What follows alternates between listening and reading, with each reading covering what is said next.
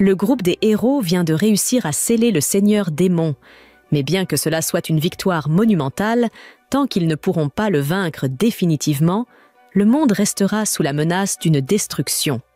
Tous se sentent coupables de ne pas avoir accompli leur mission, mais leur chef les rassure en affirmant qu'il y a encore de l'espoir.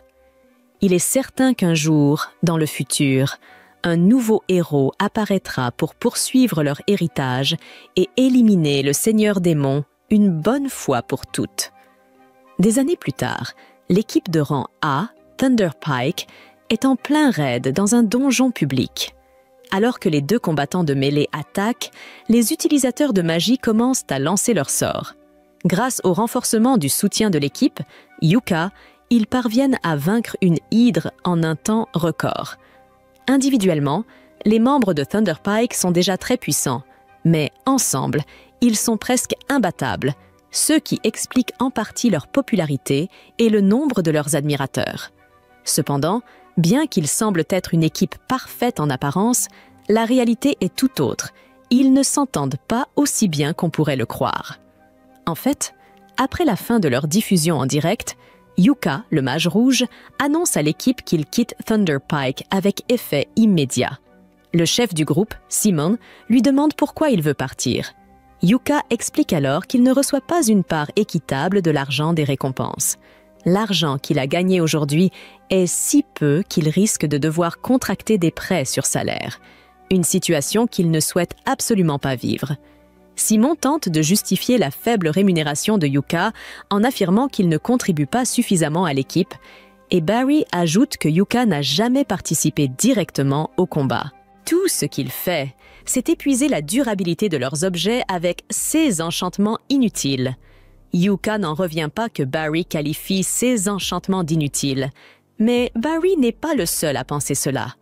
Le seul qui considère réellement Yuka comme utile est Jamie, mais uniquement parce qu'il est doué pour configurer leur diffusion en direct. Camilla lui dit que s'il veut être mieux payé, il doit être plus actif en tant que membre de l'équipe. Mais Yuka pense qu'elle n'a pas le droit de dire cela, étant donné qu'elle est essentiellement une soigneuse et que c'est lui qui la protège constamment pendant les combats. Le fait qu'il ne reconnaisse pas la valeur de son travail est précisément la raison pour laquelle il veut quitter le groupe. Mais Simon lui demande s'il est vraiment sûr de pouvoir se débrouiller seul s'il part. Simon lui rappelle que la seule raison pour laquelle Yuka est même classé au rang B, c'est parce qu'ils sont amis d'enfance et qu'il lui a fait une faveur en le laissant rejoindre Thunder Pike. Selon Simon, même s'ils quittent l'équipe, ils s'en sortiront très bien sans lui. Puisqu'il est clair qu'il ne pense pas que Yuka mérite d'être bien payé, il n'a aucune intention de rester. Yuka estime qu'il a gâché les 5 dernières années de sa vie à soutenir cette équipe. Il n'aurait jamais pu arriver aussi loin sans son aide, mais les autres continuent à penser qu'il ne sert à rien. Donc, ils ne ressentiront pas son absence. Maintenant que Yuka a officiellement quitté Thunder Pike, il se rend à la réception de la guilde pour demander s'il y a du travail disponible. La réceptionniste est surprise de voir un aventurier célèbre comme lui chercher une mission. Alors elle lui demande s'il s'est passé quelque chose avec Thunder Pike. Yuka lui explique qu'il a quitté l'équipe.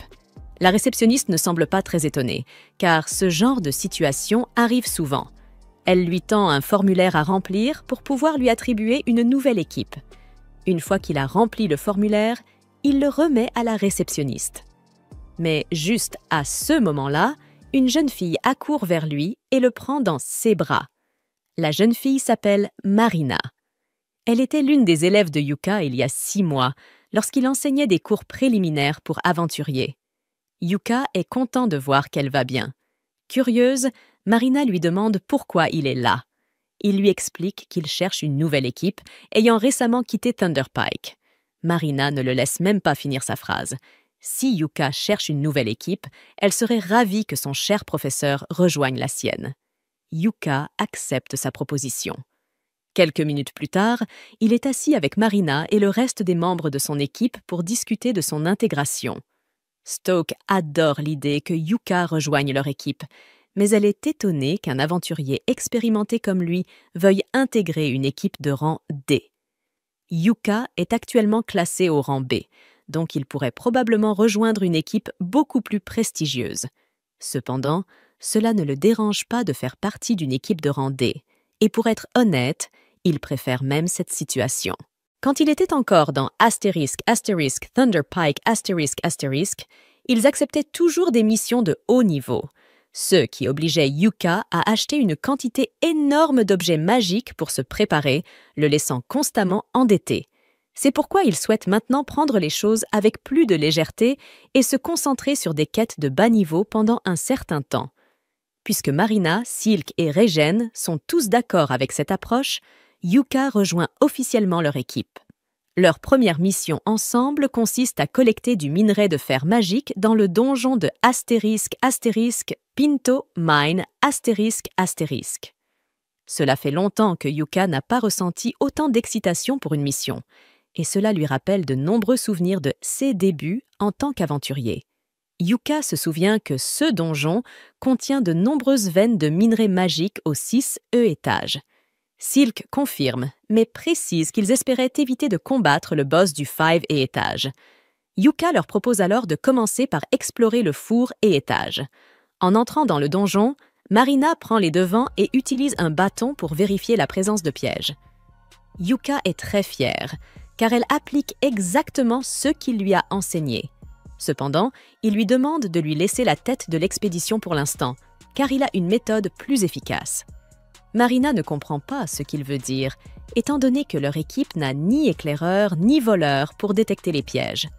Mais Yuka, lui, possède un objet magique qui peut se révéler très utile dans cette situation. Il s'agit d'une lampe de détection qui, grâce à un type d'huile spéciale, éclaire les pièges et les rend visibles, comme le ferait un éclaireur. La lampe est effectivement très utile, mais Silk se demande si c'est une bonne idée que Yuka l'utilise, car l'huile spéciale semble très coûteuse. Yuka lui explique que, oui, elle est normalement chère, mais il l'a fabriquée lui-même grâce à son alchimie, ce qui ne lui a presque rien coûté. Le groupe continue de progresser dans le couloir tout en évitant soigneusement les pièges, jusqu'à ce que Yuka leur demande de s'arrêter. Il sent quelque chose d'anormal devant eux. Il avertit les autres qu'ils devraient se préparer à un combat. Ensemble, ils se précipitent et se retrouvent face à un groupe de boggles. Silk décide de prendre l'initiative et tire le premier coup, abattant l'un des boggles, tandis que Marina s'élance pour écraser les autres avec son marteau. Pendant qu'elle attaque, Yuka lance des enchantements physiques superposés sur elle pour améliorer ses capacités de combat. Tout en affaiblissant les boggles avec un sort de débuff profitant de leur désorientation, Marina attaque, et d'un mouvement fluide, elle parvient à couper 2 boggles en 2. Même elle est surprise par sa propre performance. Elle se retourne pour demander à Yuka si cette sensation qu'elle vient de vivre est due à sa magie. Yuka confirme qu'il a utilisé 3 types d'enchantements sur elle pour l'aider dans son combat. Rain n'en revient pas que Yuka ait pu lancer 3 enchantements en même temps, et sans incantation, en plus. Mais Yuka ne trouve pas cela si impressionnant et leur suggère simplement de continuer leur route. En avançant dans la mine, il demande aux filles comment elles gèrent leurs explorations habituelles de donjons. Marina, fièrement, explique qu'elles prennent toujours une pause après chaque étage et vérifient leur équipement, exactement comme il leur a appris à le faire. Étant donné cela, Yuka propose qu'ils se reposent un peu avant de continuer. Après leur pause, Marina et les autres vérifient tous leurs équipements pour s'assurer qu'il n'y a pas de dégâts. Tout semble en bon état, alors ils se préparent à poursuivre leur mission et descendent à l'étage suivant. Au 2e étage du donjon, le groupe est soudainement pris en embuscade par un groupe de mineurs morts-vivants. La seule façon de les éliminer est que Rain utilise la magie sacrée, ce qui nécessite que tout le monde la protège pendant qu'elle récite son incantation. Marina et Silk prévoient de prendre en charge la défense, mais Yuka leur dit qu'il s'en occupe. Il lance une bénédiction de lumière sur tout le groupe. Bien que ce sort ne puisse pas éliminer les mineurs morts-vivants, il les empêche de s'approcher davantage, constituant ainsi une excellente mesure défensive. Finalement, Rain termine son sort de lumière sacrée et l'utilise pour éradiquer les morts-vivants. Une fois en sécurité, Marina commence à féliciter Rain pour son excellent travail. Yuka la félicite également, soulignant qu'il y a peu de personnes capables d'utiliser la magie de lumière à une échelle aussi grande. Cependant, il remarque que cela a probablement consommé une grande partie de son mana. Alors, il lance un sort de recharge de mana pour l'aider à se rétablir. Tout le monde est stupéfait que Yuka puisse utiliser recharge de mana, car c'est une compétence extrêmement rare. Le sort de recharge de mana restaure complètement le mana de la personne sur laquelle il est lancé. Et le simple fait de posséder cette compétence rendrait Yuka extrêmement précieux pour n'importe quel groupe d'aventuriers. Cependant, Yuka pense que c'est un peu exagéré. Il explique qu'il a appris ce sort uniquement pour compenser le fait d'avoir un rôle peu commun, comme celui de mage rouge. Cela dit, apprendre cette compétence a été vraiment difficile pour lui. Le groupe continue ensuite son chemin, et en avançant, Yuka commence à verser un liquide sur le sol. Silk, intrigué, lui demande ce qu'il fait. Yuka lui explique qu'il verse de l'eau bénite sur leurs empreintes afin d'empêcher les monstres morts-vivants de les suivre. Inquiète, Silk lui demande si c'est vraiment une bonne idée de gaspiller de l'eau bénite, car elle coûte cher. Mais Yuka la rassure en lui disant que tout va bien, car, encore une fois, il l'a fabriquée lui-même. Le groupe est choqué d'apprendre que Yuka peut créer de l'eau bénite, même s'il n'est pas prêtre. Mais il a une méthode spéciale pour cela. En purifiant les cendres laissées par les morts vivants après leur défaite, Yuka peut les transformer en eau bénite. D'ailleurs, les cendres récupérées des mineurs morts vivants suffiront largement à compenser la quantité d'eau bénite qu'il utilise actuellement. Quand ils atteignent enfin le 3e étage, Yuka propose qu'ils fassent une autre pause, puisqu'ils vont commencer l'extraction de minerais à partir de cet étage. Comme ils n'ont pas mangé depuis un moment, Yuka sort des ustensiles de cuisine de son sac magique et annonce qu'il va leur préparer un repas.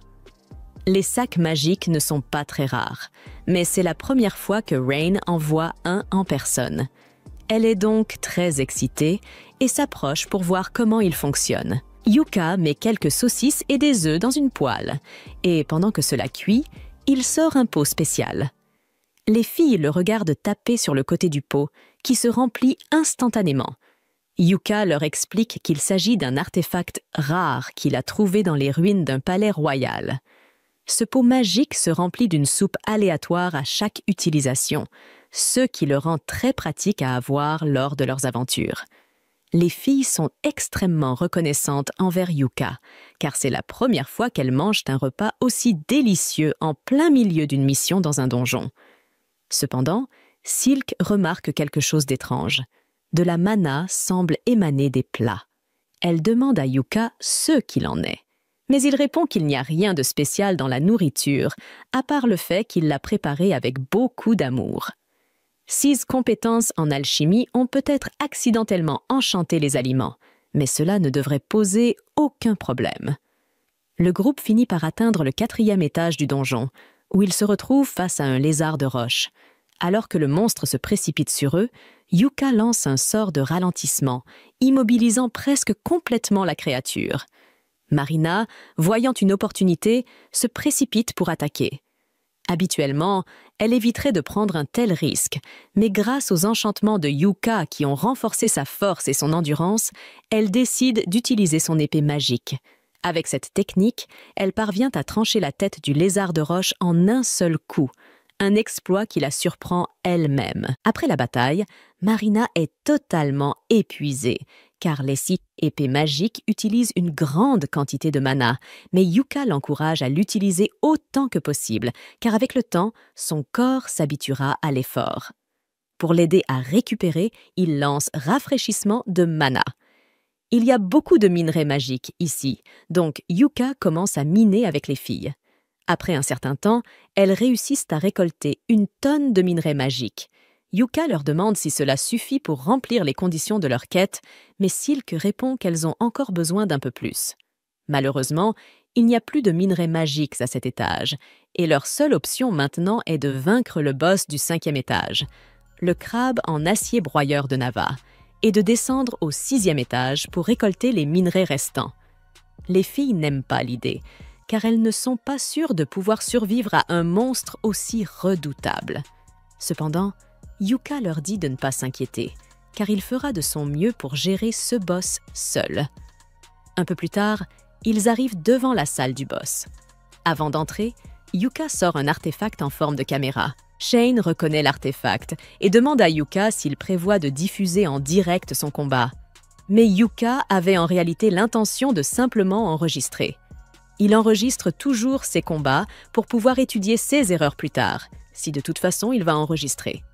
Marina lui demande de le faire en direct, car elle pense que ce sera vraiment amusant. Yuka accepte volontiers de diffuser en direct son combat, mais pendant qu'il prépare la diffusion, il se rend compte qu'il ne connaît même pas le nom de leur groupe.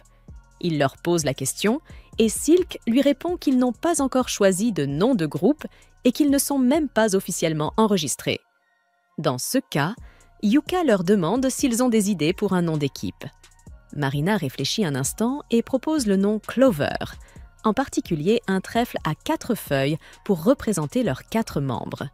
Tout le monde aime le nom, et à partir de ce moment-là, leur groupe sera connu sous le nom de Clover. Juste à ce moment-là, Yuka réalise que ce sera le tout premier live stream du groupe, et il se sent mal d'être celui qui occupe toute l'attention. Alors, il demande aux autres s'ils veulent l'aider à combattre le boss, mais ils lui disent tous que c'est bien à lui de gérer cela seul. Yuka, ne comptant pas retenir ses pouvoirs, se lance dans le combat en lançant des sorts de Great Blink Shadow et de Protector Shield pour se renforcer avant de pénétrer dans la salle du boss. Dès qu'il entre, le Steel Crab s'éveille et tente immédiatement de l'attaquer.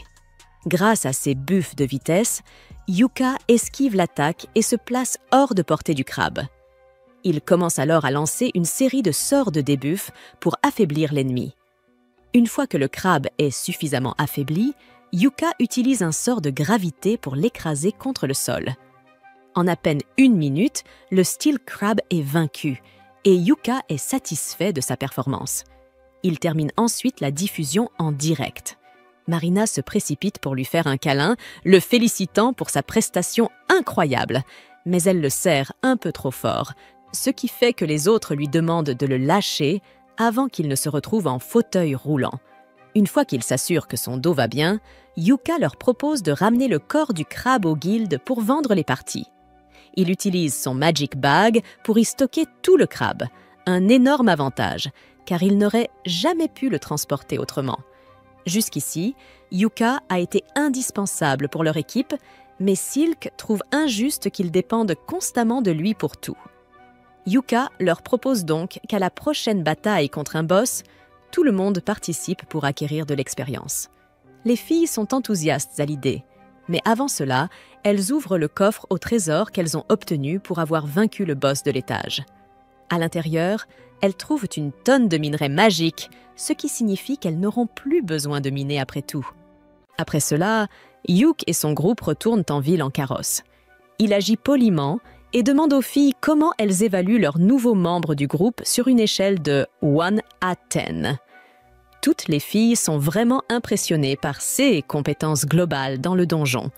Mais Yuk pense qu'elle se sentirait mal à l'aise de voir quelqu'un de plus âgé qu'elle devenir soudainement membre du groupe. Les filles lui répondent que ce n'est pas du tout le CA, et soudainement, Silk a une idée brillante. Elle dit à Yuk qu'il devrait devenir le leader du groupe parce qu'il est le plus expérimenté et le plus puissant d'entre eux.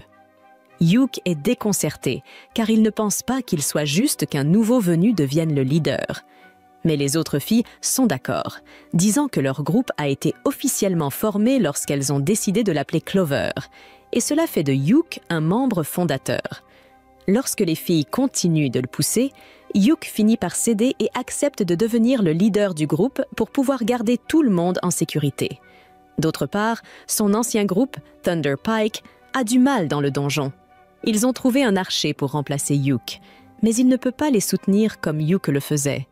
Ils luttent contre une meute de loups monstres, et même le nouveau venu leur lance des reproches, leur demandant pourquoi diable ils sont venus dans un donjon de haut niveau s'ils sont si faibles. Soudainement, la sorcière se fait mordre par un loup Et bien que le leader du groupe parvienne à la libérer, la prêtresse n'a pas assez de mana pour la soigner.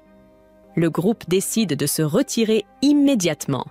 Et tandis que la sorcière gît en saignant, la prêtresse attend toujours que son mana se recharge. Ils n'ont pas de potion de mana, ni même de potion de soin, car cela faisait partie de la responsabilité de Yuke, et personne n'a pensé à en prendre après son départ. Le nouveau venu a une potion de soin, mais il ne la donne pas aussi facilement, car il s'attendait à ce qu'un groupe de rang A ait une meilleure gestion. Pendant ce temps, Yuke et son groupe célèbrent le succès de leur première mission. Alors qu'ils boivent, Yuke leur dit que la récompense de la quête n'était rien de spécial, mais qu'il a gagné beaucoup d'argent en vendant le cadavre du crabe en acier. Il demande aux filles comment elles divisent l'argent parmi elles, et Silk lui répond qu'elles mettent tout dans le fond du groupe et utilisent un système d'allocation pour acheter les choses nécessaires. Elle explique qu'elles économisent de l'argent pour acheter leur propre maison un jour, et Yuke aime l'idée. En même temps, son ancien groupe se trouve à la même auberge, et ils se plaignent et râlent de leur échec de la journée. Ils rejettent toute la faute sur le nouveau venu, disant qu'il aurait dû être mieux préparé pour les aider. L'archer s'énerve qu'il le traite comme un garçon de course et dit qu'il n'a jamais imaginé qu'un groupe de rang A serait composé de pleurnichards incapables de se débrouiller seuls. Il leur dit qu'ils quittent immédiatement leur groupe et Yuke se retourne juste à temps pour voir cela. Il ne veut pas accorder d'attention à son ancien groupe, alors il dit aux filles qu'après chaque quête réussie, elles prendront 2 jours pour se reposer et se remettre. Il ajoute qu'il va stocker les objets utiles pendant ce temps et qu'elles pourront partir pour une autre mission le 3e jour. Soudain, l'auberge commence à diffuser en direct la vidéo de Yuke battant le crabe en acier qui est devenue virale en l'espace de quelques heures. Tout le monde s'intéresse à Yuke et à son groupe parce qu'il a vaincu un monstre boss avec uniquement des sorts de debuff. Cependant, cela agace les membres de son ancien groupe qui pensent que Yuke joue les opportunistes pour améliorer son ratio de victoire-défaite.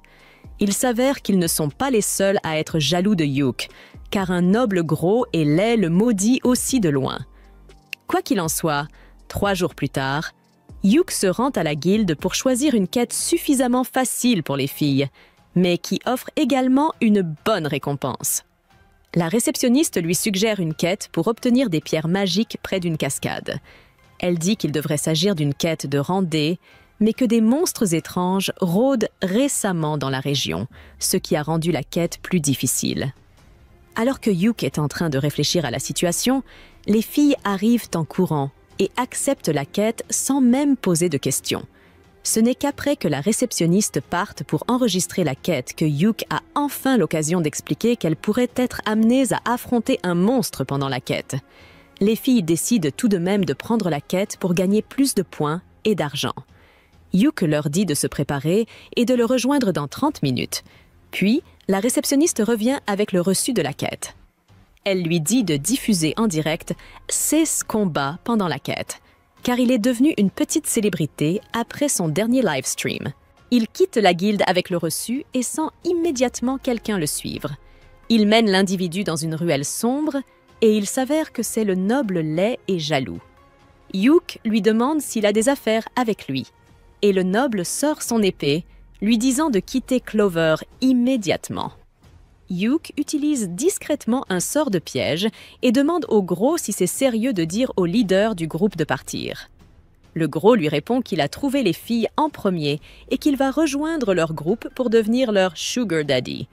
Mais Yuke pense que c'est juste un junkie qui a trop consommé de champignons magiques aujourd'hui. Il refuse de quitter le groupe et s'éloigne. Lorsque le noble essaie de l'attaquer, il trébuche sur le sort de piège et se cogne la tête, perdant connaissance. Une fois que Yuke rejoint les filles pour partir en quête, elle lui explique que le gros en cellule était venu les voir il y a quelques jours et leur avait proposé de rejoindre leur groupe comme s'il leur rendait service. Cependant, ses compétences étaient moyennes et elles avaient décidé de l'ignorer puisqu'il ne prenait pas « non » pour une réponse. Yuke pense aussi que ce type doit être vraiment stupide s'il peut dégainer son épée aussi facilement dans les rues, et il décide de le signaler à la guilde une fois qu'ils seront de retour. Après cela, Yuk aborde le sujet de leur quête et dit que bien que la quête soit vraiment simple, elle pourrait devoir affronter un monstre de type bête sauvage. Les filles lui répondent qu'elles étaient dans la région, il y a environ 2 mois, mais qu'elles n'avaient affronté aucun monstre à ce moment-là, et qu'il n'y avait même pas d'animaux ordinaires non plus. La deuxième partie inquiète Yuk, et il leur explique que la seule raison pour laquelle tous les animaux fuient la forêt, c'est à cause d'un monstre puissant. Il leur dit que ce monstre était également présent dans la forêt cette fois-là, mais qu'ils ont eu la chance de ne pas le rencontrer. Il ajoute que dès qu'ils atteindront la forêt, il commencera à tout enregistrer, et s'il rencontre le monstre, il diffusera en direct. Ce serait le meilleur scénario s'ils gagnent. Mais s'ils perdent et doivent fuir, il veut que la vidéo soit en direct afin que la guilde puisse les voir et envoyer de l'aide à temps. Ils atteignent bientôt la forêt et Yuk commence à enregistrer pendant qu'ils avancent. Il marche à l'arrière du groupe car les bêtes sauvages attaquent toujours un groupe par l'arrière et leur dit de ne pas s'inquiéter pour lui car il porte une armure spéciale de sorcier qui lui donne des statistiques de défense très élevées. Ils arrivent rapidement près de la cascade, mais Yuk sent quelque chose et passe immédiatement en mode diffusion en direct. À peine 1 seconde après, le monstre qui terrorise la forêt apparaît, et à l'horreur de Yuk, c'est un monstre de haut rang appelé Zarnag, qu'on trouve dans les niveaux les plus profonds des donjons de haut rang. Tout le monde panique en entendant cela, et Yuk se place devant les filles. Il leur dit qu'ils doivent fuir immédiatement, car ils mourront s'ils affrontent le Zarnag. Il décide de rester en arrière pour l'arrêter jusqu'à ce que les filles atteignent un endroit sûr et que la guilde envoie du renfort. Mais soudain, Marina tire son épée et dit à Yuk qu'elle ne le laissera pas derrière. Silk et Rain sont également d'accord avec elle, et elles commencent à utiliser leur capacité pour ralentir le monstre afin qu'elles puissent le tuer. Yuk n'a d'autre choix que de les laisser intervenir, alors ils commencent par enchanter leur capacité physique. Marina se précipite en avant pour stopper le monstre pendant que Rain incante son sort, mais elle est envoyée valser par une gifle du Zarnag. Yuk essaie de stunner le monstre avec de la magie de foudre, puis lui lance plusieurs malus. Mais malgré cela, il semble ne pas ralentir. Yuk se rend compte que c'est un monstre spécial et demande à Marina de lui acheter un peu de temps pour qu'il puisse préparer un sort très puissant. Marina commence à combattre le monstre, puis Silk appelle les dryades de la forêt à l'aide et enroule le monstre avec des vignes. Pendant que les 2 filles tentent de retarder le monstre du mieux qu'elles peuvent, Yuk termine son incantation pour son sort de niveau 5. Flèche prismatique. Il dit à Marina de se reculer avant de tirer le sort vers le monstre avec une puissance dévastatrice. Après que le missile prismatique a touché sa cible, il ne semble pas avoir fait beaucoup de dégâts au départ, mais peu de temps après, un monstre commence à cracher du sang, révélant qu'il a été gravement blessé. Rain lance alors un sort de tonnerre de niveau 5 pour électrocuter le monstre, et pendant qu'il est paralysé, Yuk ordonne à Marina de lui trancher la tête. Marina s'élance en avant, activant son épée magique tandis que Yuk l'améliore avec un sort d'attaque critique. En conséquence, elle parvient à décapiter le monstre d'un seul coup. Maintenant que c'est enfin terminé, Yuk tombe à genoux de soulagement, incapable de croire qu'ils ont réussi à vaincre le monstre sans qu'aucun d'eux ne perde la vie. De retour en ville, tous les spectateurs du flux sont tout aussi stupéfaits, en particulier par le sort utilisé par Yuk, car personne n'a jamais vu quelque chose de semblable auparavant. Mais il y a toujours ce spectateur critique dans la foule. Dans la forêt, Yuk se sent un peu étourdi à cause de toute la mana qu'il a dû utiliser pendant le combat. Mais dans l'ensemble, il est encore en bonne condition. Il est heureux que tout se soit bien terminé. Mais ce combat était beaucoup trop difficile pour un groupe de débutants comme eux. La seule raison pour laquelle ils ont réussi à s'en sortir vivants est qu'ils ont eu de la chance. Il dit aux filles qu'il va les réprimander plus tard à cause de leur comportement imprudent. Mais les filles pensent que Yuk a été tout aussi imprudent qu'elles.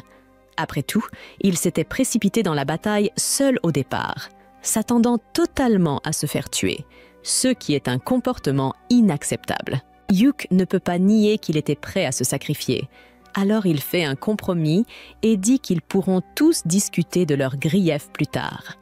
Pour l'instant, ils devraient probablement se nettoyer, car ils sont tous couverts de sueur, et Marina est maculée de sang de Zarnak.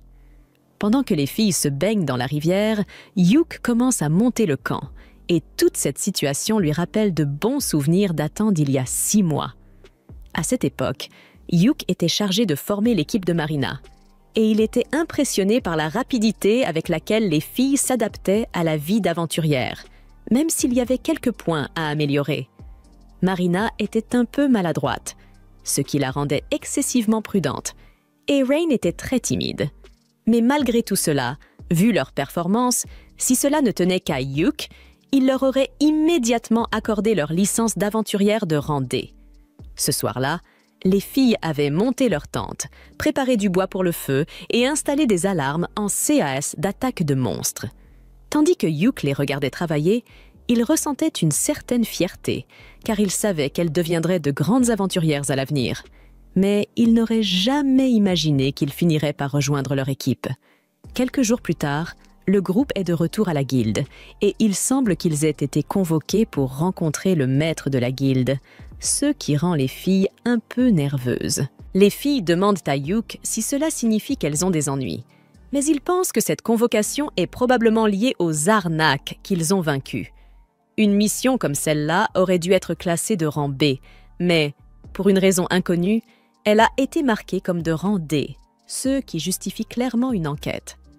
À ce moment-là, le maître de la guilde de Benwood entre dans la pièce et les filles, intimidées par sa présence, se mettent immédiatement au garde-à-vous.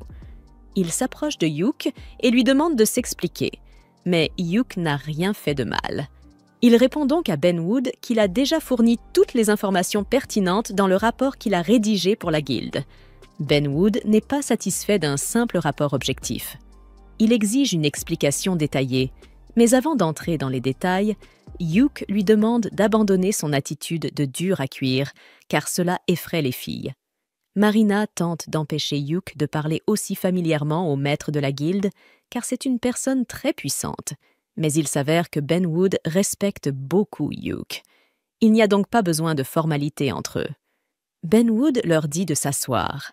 Il explique qu'il sait déjà ce qui s'est passé dans la forêt, mais il souhaite entendre l'avis de Hugh sur toute la situation.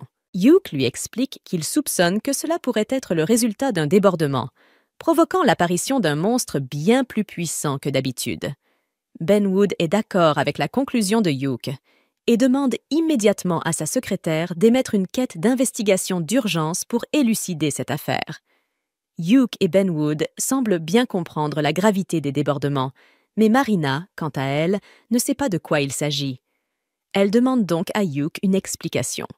Hugh lui explique qu'un débordement est un phénomène qui se produit lorsqu'un catalyseur fait sortir des monstres du donjon. Normalement, les monstres qui vivent dans un donjon y sont liés par la mana qui circule dans le sol. Mais parfois, ces chaînes peuvent être rompues, permettant aux monstres de s'échapper du donjon et de semer la terreur dans les environs. Cela pourrait également être le signe avant-coureur d'une possible ruée de donjons dans un avenir proche. Les filles ont déjà entendu parler des ruées de donjons et du chaos qu'elles peuvent causer, ravageant les villes comme un incendie incontrôlable. Et si des monstres aussi puissants que ceux Zarnak apparaissent déjà, cela signifie qu'ils n'ont pas beaucoup de temps devant eux. Benwood a l'intention d'enquêter en profondeur pour assurer la sécurité de la population. Mais avant cela, il présente ses excuses les plus sincères aux filles pour les avoir mises dans un tel danger. Les filles lui disent qu'il n'a pas besoin de s'excuser, puisqu'elles s'en sont toutes sorties indemnes.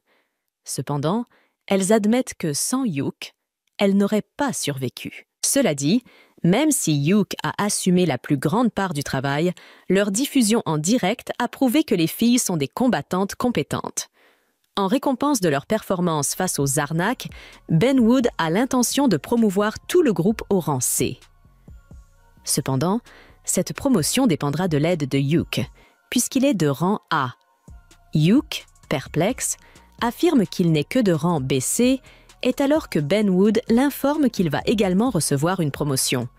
Tous ceux qui ont regardé la diffusion en direct ont vu le sort de missile prismatique de haut niveau utilisé contre le Zarnak. Il est donc évident que Yuk mérite une promotion. À partir d'aujourd'hui, il sera officiellement un aventurier de rang A. Ensuite, Yuk et les filles descendent pour boire un verre et se féliciter mutuellement de leur promotion. Alors qu'ils sont ensemble, Yuk sort le sac de pièces qu'il a reçu comme récompense pour leur quête et le tend à Silk pour qu'elle le compte. Silk ouvre le sac et est stupéfaite. Elle n'a jamais vu autant de pièces d'or au même endroit. Yuk explique que, bien que la quête ait été classée initialement de rang D, en raison de sa difficulté, elle a été requalifiée en quête de rang B. Par conséquent, la récompense est bien plus élevée que prévu. Silk déverse toutes les pièces sur la table pour commencer à les compter, mais elle remarque un morceau de papier au fond du sac. Ce papier porte le nom de Yuk, alors elle le lui tend. Yuk ouvre le papier, qui s'avère être une note de Benwood, s'excusant pour tout ce que Yuk a dû traverser. Il y a aussi une pièce de platine dans le sac, offerte comme un petit bonus pour Yuk. Les pièces de platine sont extrêmement précieuses, alors Yuk l'ajoute au fond du groupe. Une fois que Silk a terminé de tout compter, elle annonce qu'ils ont désormais assez d'argent pour acheter une maison. Marina, ravie d'entendre cela, saute de joie et renverse accidentellement les pièces. Silk est également contente qu'ils aient atteint leur objectif financier, mais elle se sent un peu coupable, car ils n'ont obtenu cette somme que grâce à Yuk. Bien que cela soit vrai, Yuk rassure Silk en lui disant qu'elle n'a pas à voir les choses de cette façon. Ils l'ont choisi comme chef de Clover, et il est naturel pour un chef de tout faire pour aider son groupe. Ainsi, même s'il a joué un rôle majeur dans l'obtention de cet argent, il appartient à tous. Le groupe continue de célébrer jusque tard dans la nuit. À un moment, Rain demande à Yuk s'il a un rêve qu'il aimerait accomplir. Pris au dépourvu par la question, Yuk demande à Rain s'il y a une raison particulière à sa curiosité. Rain explique qu'ils viennent d'atteindre leur objectif d'acheter une maison, grâce à assez d'efforts, et qu'elle souhaite maintenant savoir quel est son rêve pour l'aider à le réaliser. Encouragée par son intérêt, Yuk révèle que son rêve est de conquérir les étages les plus profonds du donjon de l'obscurité achromatique. En entendant cela, les filles recrachent immédiatement leur boisson, stupéfaites. Ce donjon est largement considéré comme le plus dangereux au monde. Il abrite même une porte de l'abîme, un artefact tristement célèbre pour être un portail direct vers les enfers. Yuk admet que c'est précisément la porte de l'abîme qui l'attire vers l'obscurité achromatique. Rain lui demande alors s'il a l'intention de traverser cette porte s'il parvient à l'atteindre. Yuk précise qu'il n'a aucune intention de franchir l'abîme. Il souhaite simplement voir de ses propres yeux ce qui se trouve aux confins du monde. Il poursuit en partageant que son oncle avait autrefois tenté le même exploit et s'était approché de la porte, mais avait finalement échoué. Enfant, Yuk avait entendu cette histoire tant de fois qu'elle l'avait inspiré à tenter sa chance, même s'il reconnaît que cet objectif pourrait toujours rester hors de portée. Marina trouve le rêve de Yuk inspirant et propose que l'équipe s'aventure dans l'obscurité achromatique pour l'aider à le réaliser. Cependant, Yuk explique que ce n'est pas aussi simple qu'il n'y paraît. Ce donjon est extrêmement dangereux, nécessitant une autorisation gouvernementale pour y entrer, et seules les équipes de rang A peuvent obtenir ce genre de permission. Malgré les défis, Rain soutient l'idée et suggère que cela devienne le prochain grand objectif de l'équipe. Le groupe accepte, jurant de travailler dur pour réaliser le rêve de Yuk, tout en reconnaissant que ce ne sera pas un défi à relever dans un avenir proche. Pendant ce temps, les diffusions en direct de Clover gagnent de plus en plus d'attention, attirant un public croissant à chaque nouvelle vidéo. Lors de leur dernière diffusion, l'équipe affronte une main mort-vivante. Grâce à une coordination impeccable, ils en viennent à bout. Rain lance un sort de foudre, tandis que Yuk utilise un parchemin de roche. Une fois le combat terminé, ils concluent le stream avec des saluts joyeux à leur base de fans grandissante. Au sein de la guilde, ils sont accueillis par l'admiration de presque tout le monde, sauf par les membres de *Thunderpike*, qui jalousent la montée en popularité de Yuk. Barry minimise les succès de Yuk, attribuant ses exploits au fait qu'il fait partie d'une équipe remplie de novices. Simon, cependant, a entendu des rumeurs selon lesquelles Yuke aurait récemment obtenu une promotion au rang A, ce qui pourrait indiquer que ses compétences sont bel et bien légitimes. Thunder Pike a toutefois des problèmes plus urgents à régler. Ils échouent régulièrement dans leur mission et Simon est convaincu que leurs échecs sont dus aux recrues qu'ils continuent d'embaucher de gens qu'il qualifie de « crétins inutiles ».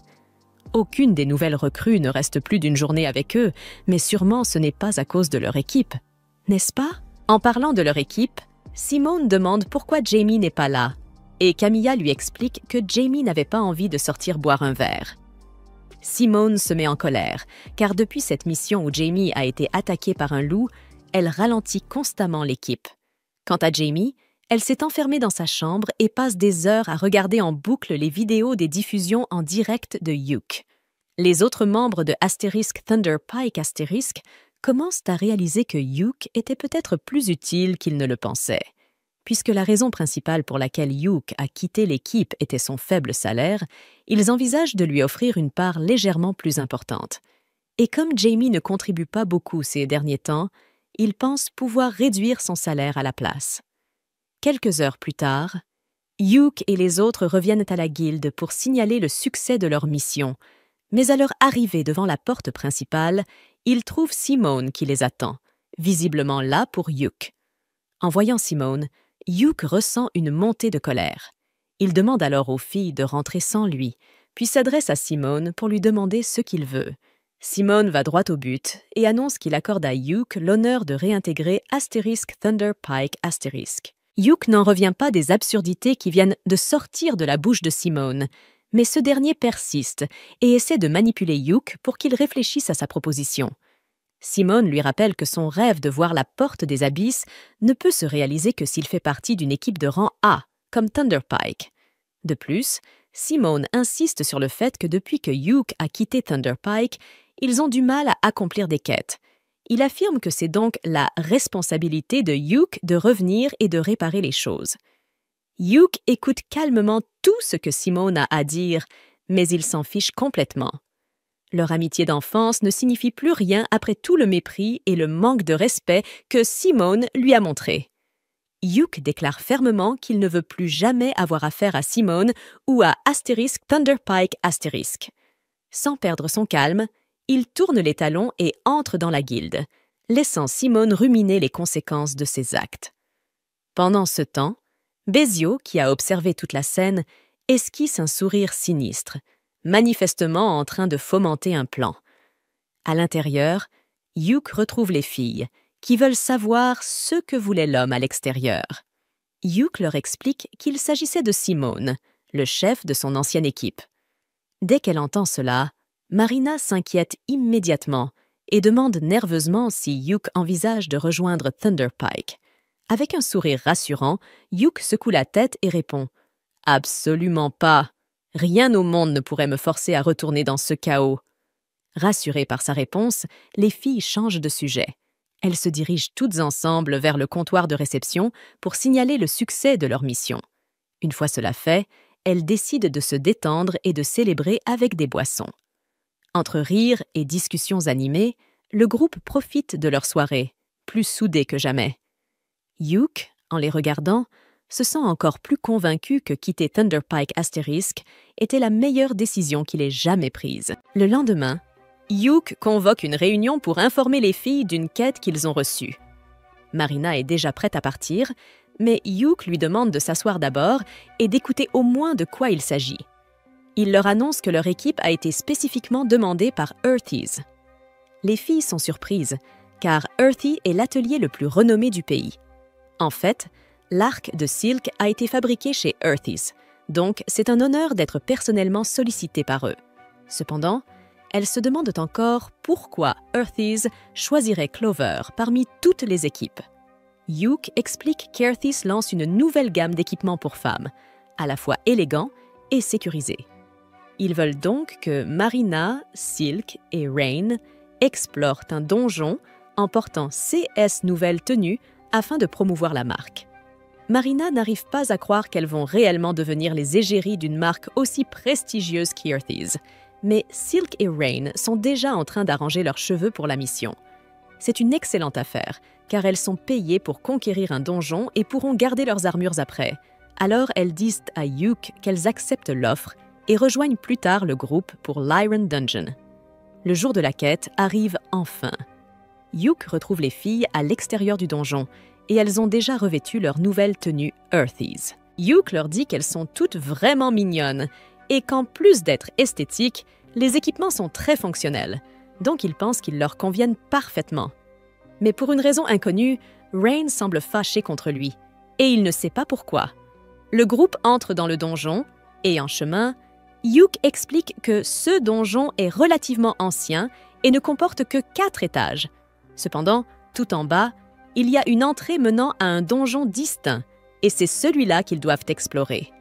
Pour atteindre l'entrée principale du 2e donjon, Yuke leur dit qu'ils vont devoir emprunter les escaliers. Mais ces escaliers sont très longs. Alors Marina demande s'ils ne pourraient pas simplement descendre au milieu avec une corde pour gagner du temps. Yuke lui répond que, normalement, elle aurait raison et que certaines personnes ont déjà essayé de le faire par le passé. Cependant, ce donjon possède un champ de distorsion empêchant d'aller ailleurs que sur les chemins prévus. Il leur conseille donc de faire attention à ne pas se retrouver piégés dans ce champ. Mais il remarque alors que Rain semble toujours contrariée. Alors il lui demande s'il a fait quelque chose de mal. Rain ne répond rien, mais les autres savent pourquoi elle est contrariée et disent à Yuke de regarder de plus près la tenue de Rain. Yuke l'observe attentivement, cherchant ce qu'il aurait pu manquer, et c'est à ce moment-là qu'il remarque qu'elle a changé la couleur de son ruban aujourd'hui, le passant du rouge au bleu. Rain était vexé qu'il ne l'ait pas complimentée à ce sujet. Alors Yuke lui dit que cela lui va bien, et elle se sent aussitôt beaucoup mieux. Ils descendent ensuite au 2e étage, et, grâce à sa lanterne, Yuke repère un piège devant eux. Il demande donc aux filles de reculer pendant qu'il s'en occupe. Il sort un long bâton et frappe le piège avec, déclenchant ainsi plusieurs dizaines de lances surgissant du sol, des murs et du plafond. Cela aurait été une mort particulièrement désagréable, mais maintenant qu'il l'a déjà activé, ils devraient pouvoir avancer en toute sécurité. Ils vont devoir se faufiler entre toutes ces lances. Alors qu'ils marchent, Yuke demande si quelqu'un a des difficultés. Heureusement, grâce à leur nouvelle armure bien ajustée, les filles n'ont aucun mal à passer entre les lances. Une fois qu'ils ont avancé un peu plus loin dans le couloir, Yuke ressent une présence devant eux et prévient les filles de se préparer au combat. Le groupe se retrouve face à face avec un groupe d'orques, et dès que Silk les voit, des années de haine ancestrale refont surface dans son esprit. Yuke sait que les orques sont les ennemis naturels des elfes, mais il demande à Silk de rester calme afin qu'elle ne commette pas d'erreur. Yuke prévoit d'abord de les frapper avec une puissante magie, puis Marina attaquera avec son épée, tandis que Silk fournira un soutien depuis l'arrière. Maintenant que tout le monde connaît le plan, Yuke lance ses sorts d'enchantement, et Rain commence à incanter un sort de boule de feu. Une fois son sort achevé, elle le projette sur les orques, les enflammant, puis Yuke enchaîne avec un jet de pierre. Alors que les orques tentent d'esquiver ces rochers, Silk en abat un d'une flèche dans le cou, tandis qu'un autre est écrasé. Il n'en reste donc plus que 2. Marina fonce sur eux, et alors que les 2 derniers orques chargent à leur tour, Yuke les frappe avec un sort de paralysie et de ralentissement, permettant à Marina d'en trancher un en 2 d'un seul coup, tandis que l'autre reçoit une flèche dans le cou tirée par Silk. Marina achève ensuite ce dernier en lui fendant la tête en 2. Maintenant que le combat est enfin terminé, Yuke s'approche des cadavres des orques pour récupérer les pierres magiques et demande à Silk si elle s'est calmée. Silk s'excuse pour son emportement, mais elle ne peut s'empêcher d'être envahie par la rage chaque fois qu'elle voit un orque. Yuke comprend qu'elle ne peut pas contrôler sa réaction face aux orques, car cela fait simplement partie de sa nature d'elfe. À ce moment-là, Marina s'approche de Yuke et lui dit qu'elle vient de trouver quelque chose d'étrange sur l'un des corps des orques. Elle lui tend l'objet, et après l'avoir examiné, Yuke réalise qu'il s'agit d'un mémorandum du * parchemin de la Révélation. C'est un artefact capable de révéler des capacités cachées chez ceux qui l'utilisent. C'est plutôt étrange qu'un orque de Baran possède un objet pareil, mais dans son état actuel, il n'a pas beaucoup de valeur, car il est très endommagé. Cependant, ce serait du gâchis de le revendre tel quel. Alors Yuk annonce qu'il va le réparer et le laisser à l'une des filles. Silka demande ce qui se passe si l'une d'elles utilise le parchemin. Alors Yuk explique qu'il révélera un talent caché. Par exemple, cela pourrait lui accorder un second métier ou peut-être une nouvelle compétence. Si c'est bien ce que fait le parchemin de la révélation, alors Rain et Silka suggèrent que Marina l'utilise une fois réparée, puisqu'elle n'a qu'un seul métier pour le moment. Marina hésite un peu à accepter, car les mages épéistes sont rares et elle n'est pas sûre d'avoir le potentiel pour en devenir un. Cependant, Yuk pense que ça vaut la peine d'essayer de toute façon, car même si elle n'obtient pas un second métier, elle pourrait découvrir une capacité cachée. À ce moment-là, un coffre apparaît en guise de récompense pour avoir vaincu les orques. Après l'avoir ouvert, ils continuent leur chemin jusqu'à la salle de repos entre les étages.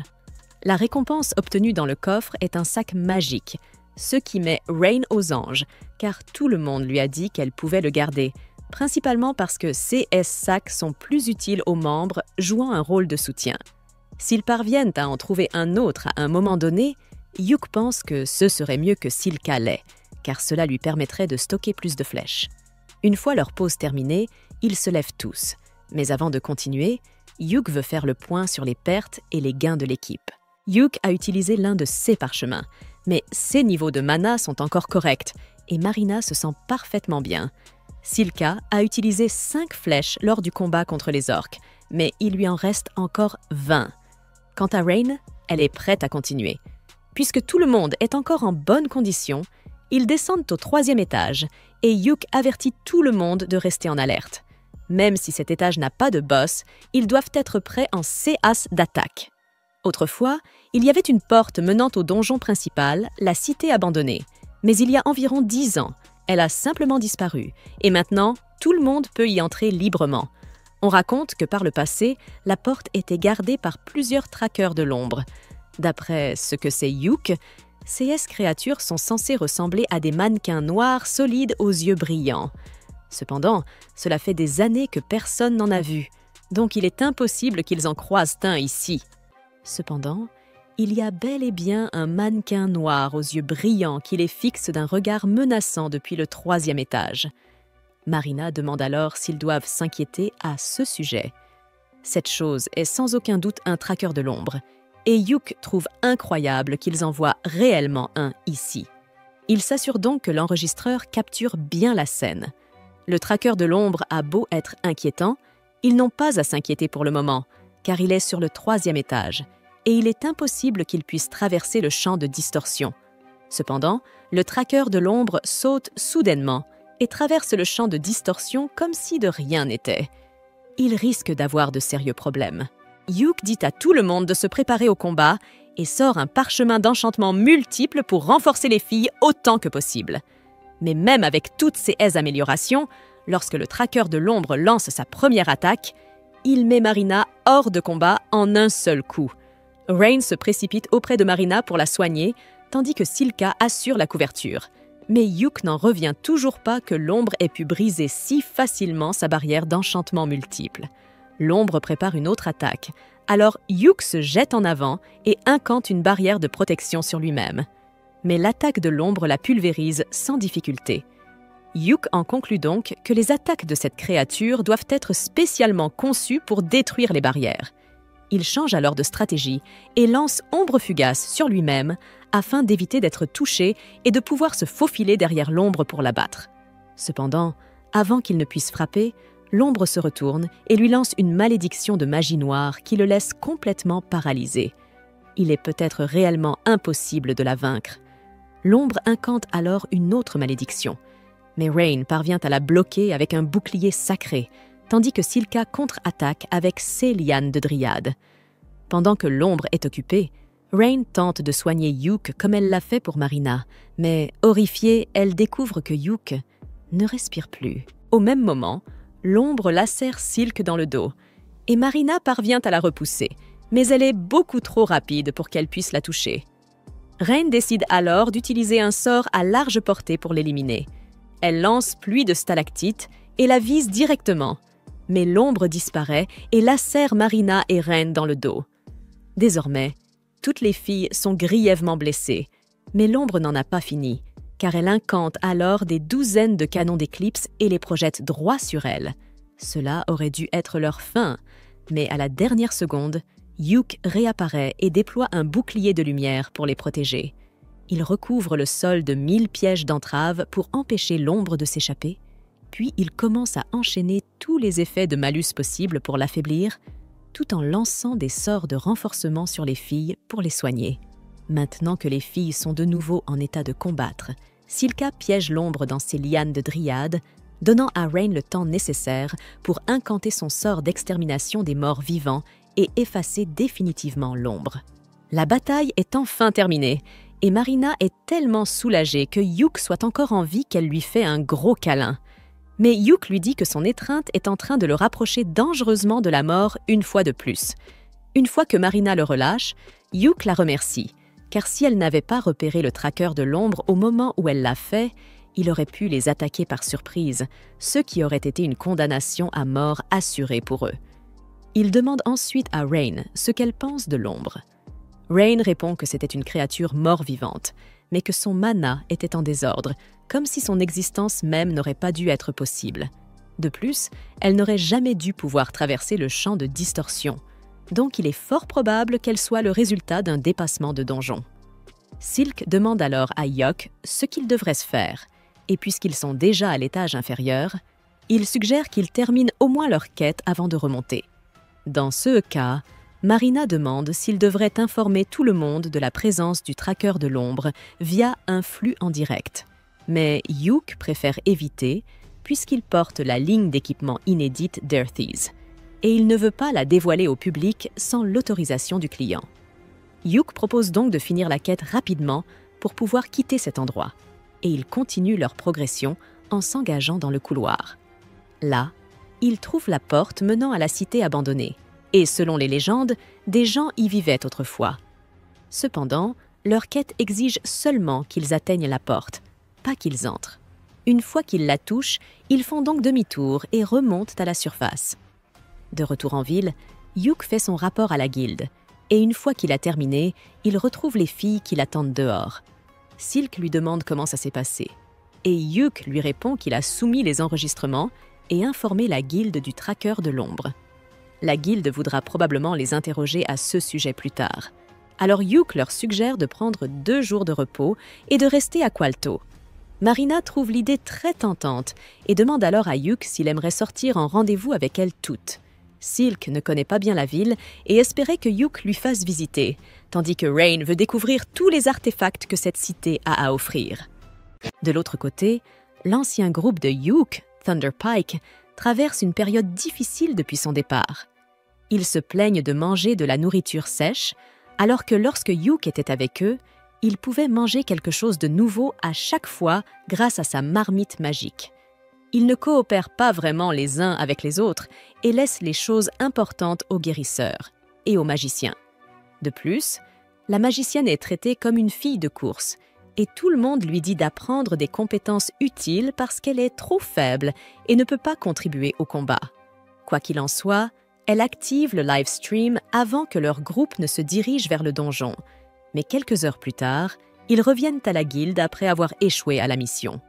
La réceptionniste sourit en leur disant qu'ils ont beaucoup échoué ces derniers temps et que si cela continue, ils risquent d'être rétrogradés. Cela rend Simon furieux, mais la réceptionniste reste sur ses positions et lui dit d'accepter des missions plus faciles pour sauver le nom de son groupe. Après cela, ils commencent à boire et à manger, et la magicienne Janie s'assoit à une table séparée. Le grand guerrier est furieux que la réceptionniste ait parlé de les rétrograder, mais Simon dit qu'elle avait raison parce qu'ils ne peuvent pas faire des quêtes de haut niveau à E4. Le soigneur lui dit de trouver un autre membre du groupe dans ce cas, car c'est son travail en tant que chef. Tous les 3 arrivent rapidement à la conclusion qu'il faut à tout prix que Yuke revienne dans leur équipe, mais ils ne savent pas ce qu'ils peuvent faire pour qu'il revienne. Simon, qui est l'ami d'enfance de Yuke, sait qu'il ne reviendra pas si facilement, et s'ils veulent attirer son attention, ils ont besoin de quelque chose qui le convaincra. Il dit que s'ils veulent intéresser Yuke, Ils devront défier le donjon des ténèbres infinies, car c'est son objectif depuis le début. Ils pensent que s'ils font une quête commune avec d'autres parties, ils pourront attirer Yuke.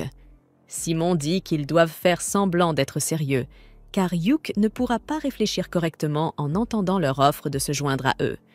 Le guerrier et le guérisseur sont d'accord avec lui, mais la magicienne Jamie est vraiment déçue de voir à quel point son parti est tombé bas.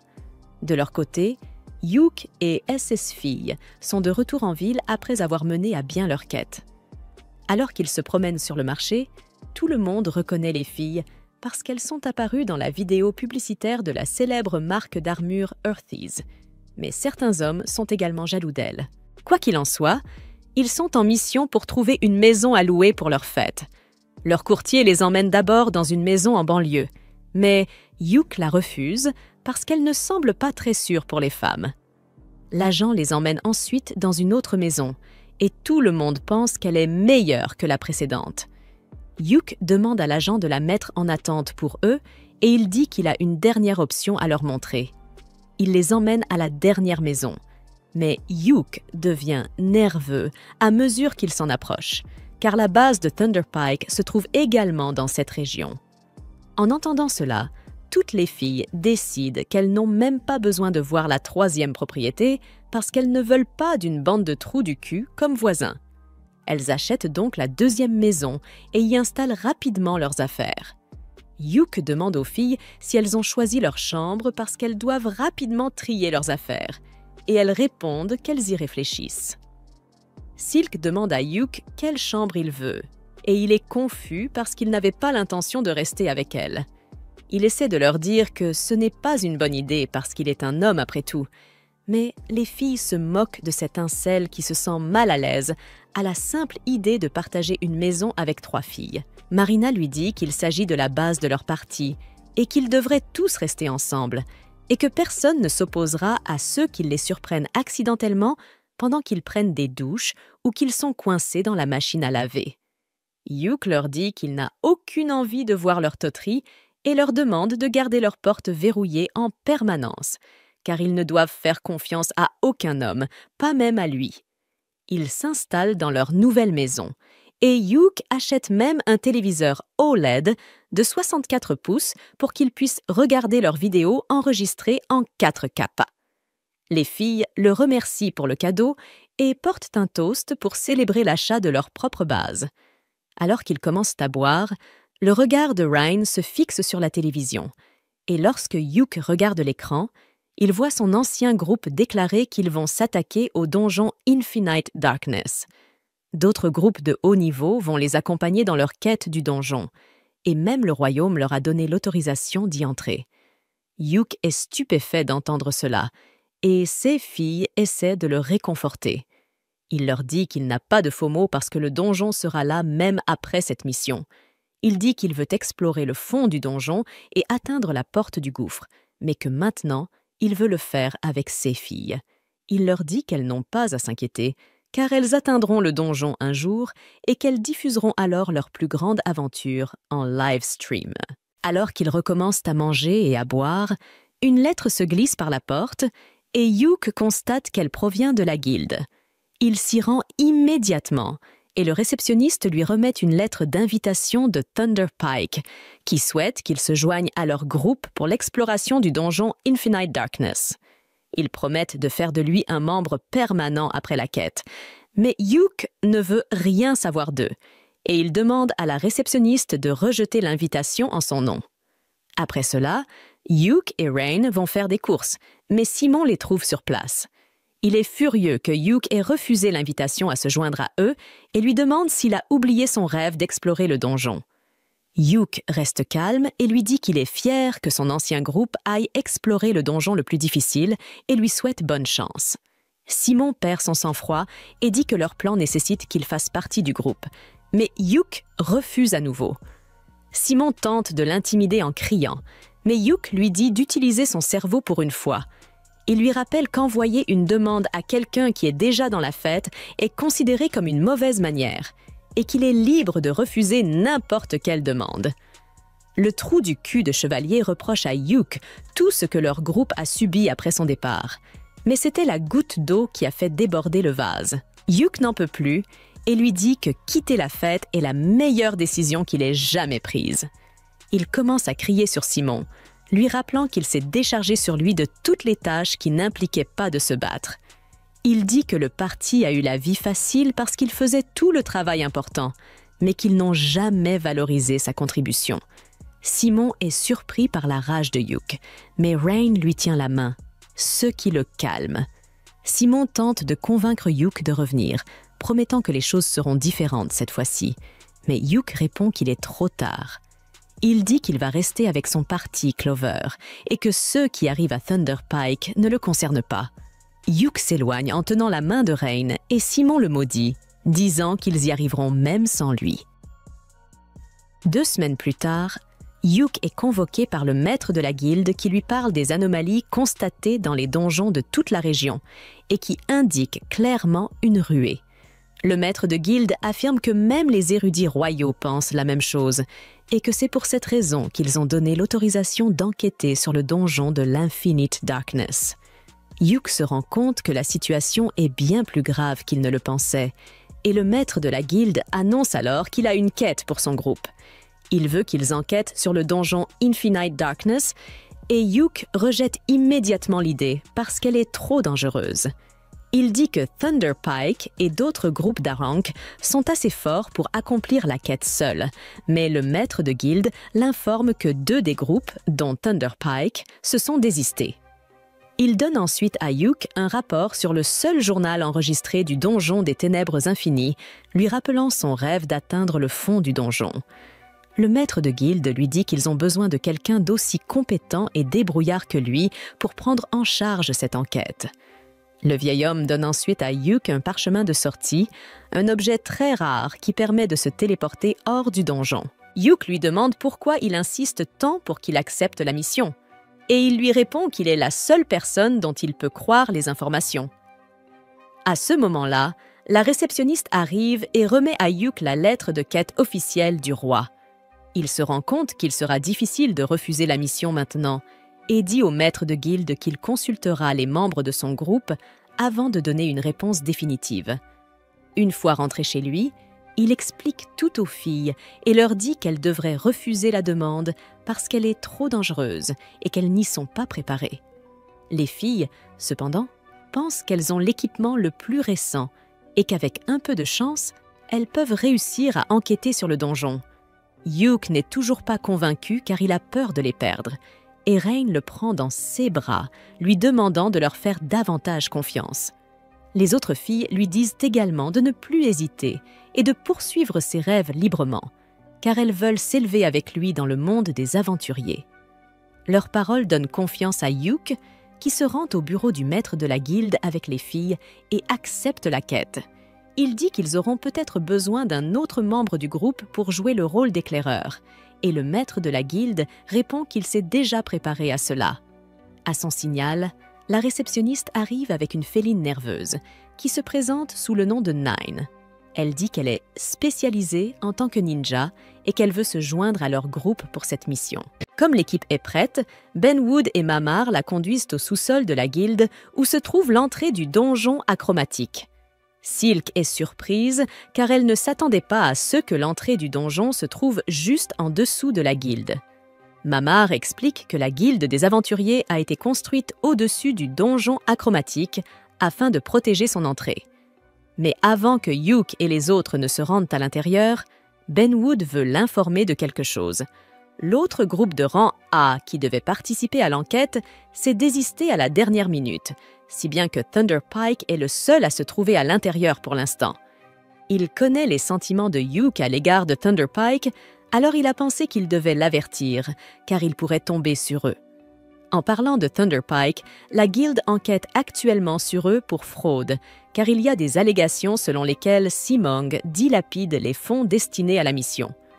Quoi qu'il en soit, il demande simplement à Yuke d'essayer de rester amical s'il tombe sur Thunder Pike, car il ne faut pas que les aventuriers se battent entre eux dans le donjon. Sur CE, la porte du donjon est ouverte et le groupe se prépare à commencer son enquête. Mais avant qu'il n'entre, Ben Wood leur rappelle que leur travail consiste simplement à regarder autour d'eux et qu'ils n'ont pas besoin de faire des pieds et des mains pour vaincre les monstres ou nettoyer le donjon.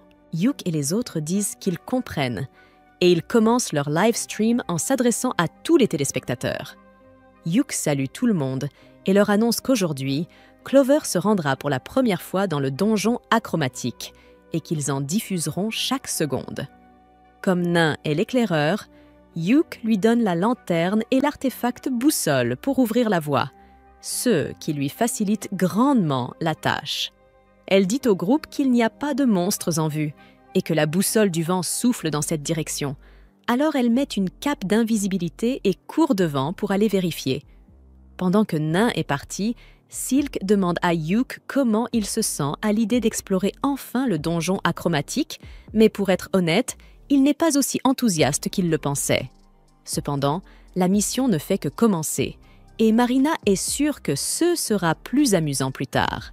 Silk, quant à elle, se dit très enthousiaste à l'idée d'être ici. Au départ, elle est devenue aventurière uniquement pour l'argent, mais après avoir entendu Hugh parler de son rêve, elle a été fascinée par l'idée de partir à l'aventure pour réaliser un rêve. Un peu plus tard, Nain revient et dit qu'elle a confirmé l'itinéraire à suivre. Mais cet endroit est vraiment bizarre. L'itinéraire dont parlait Nain est une porte flottant au milieu d'une forêt. Hugh et les autres l'empruntent et s'enfoncent dans le donjon. Pendant qu'ils marchent, Hugh mentionne qu'il a entendu dire que Thunder Pike est entré dans le donjon il y a 2 semaines et qu'ils sont actuellement sur la Hafour, donc il n'y a pas beaucoup de chances qu'ils se rencontrent pour l'instant.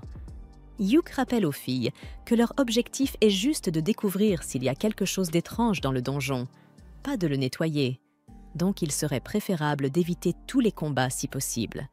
Cependant, elles se retrouvent bientôt bloquées par un étrange monstre poisson, et il n'y a aucun moyen de le contourner.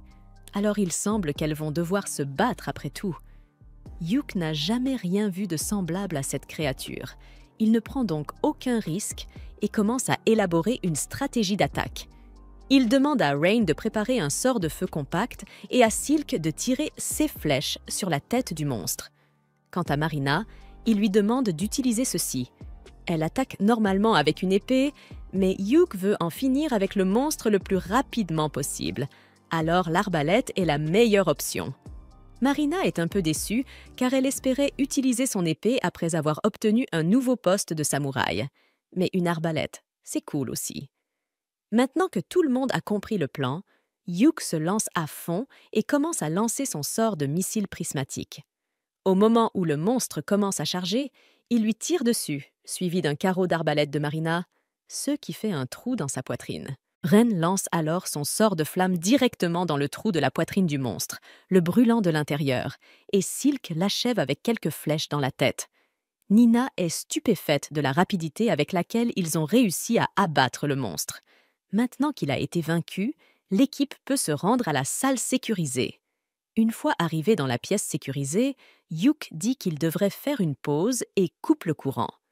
Il demande à chacun de signaler ses pertes, mais à part les flèches utilisées pour combattre le monstre requin, tout le monde est encore équipé. Hugh est heureux d'apprendre que tout le monde est en bonne santé. Il ne reste donc plus qu'une chose à régler. Le coffre au trésor. Il est évident qu'ils vont l'ouvrir, mais Hugh se demande s'ils doivent le faire couler ou non. Silk fait remarquer que si ce coffre contient un butin de grande valeur, les gens pourraient être contrariés par le fait qu'un groupe de rang C comme le leur l'obtienne. Elle a raison. Alors Hugh dit qu'il devrait ouvrir le coffre hors caméra et donne le feu vert pour crocheter la serrure. Elle suit les instructions et, en crochetant la serrure, elle découvre qu'un piège y est intégré. Cependant, ce n'est pas un problème, car elle est suffisamment habile pour l'éviter. Nan finit par ouvrir le coffre et tout le monde est émerveillé en voyant qu'il est rempli de magnifiques pierres précieuses. Hugh demande alors à Silk de garder les bijoux et l'or pour le moment.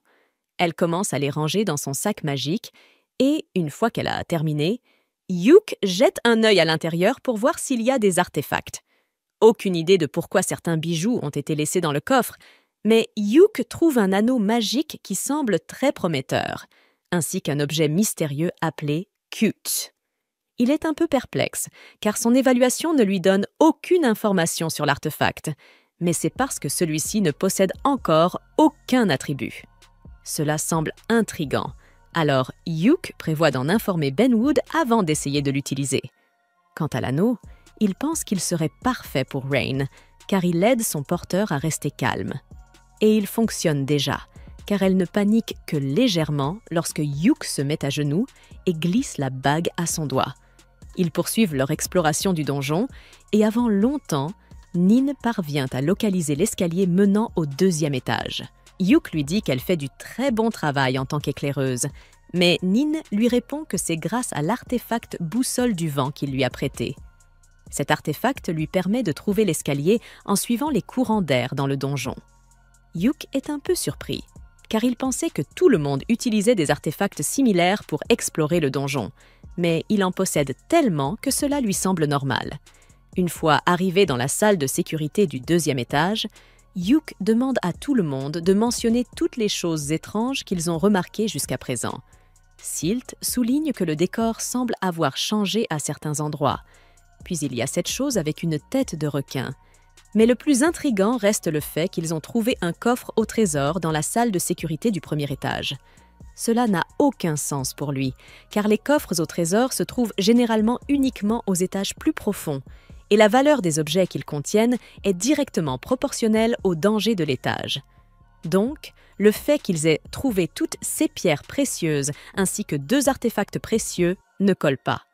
Tout cela est largement suffisant pour éveiller les soupçons, et par mesure de précaution, ils ne devraient probablement pas prendre le risque d'aller trop loin pour l'instant. Hugh suggère donc de faire demi-tour pour aujourd'hui. Cette mission a été un grand succès, car ils ont pu mener une enquête approfondie, trouver des artefacts intéressants et n'ont subi aucune perte. Malheureusement, la bonne humeur de Hugh est gâchée lorsqu'il tombe sur Thunderpike. Ouais, il espérait vraiment ne plus jamais avoir à voir leur visage. Et il est clair qu'ils n'ont pas changé d'un poil, car Simo, Barry et Camilla commencent immédiatement à le réprimander pour son ingratitude, tandis que Jamie reste en retrait, essayant de ne pas se mêler aux caprices de ses coéquipiers. Simo s'approche alors de Hugh et lui dit que, puisque Clover est là, il va être sympa et former une alliance avec eux. Il exige donc que Hugh lui remette toutes les données et les butins précieux qu'il a obtenus lors de son expédition. Hugh n'en revient pas de l'audace de Simo à penser qu'il accepterait une telle chose, mais Barry, avec un sourire suffisant, lui rappelle que son groupe est de rang C.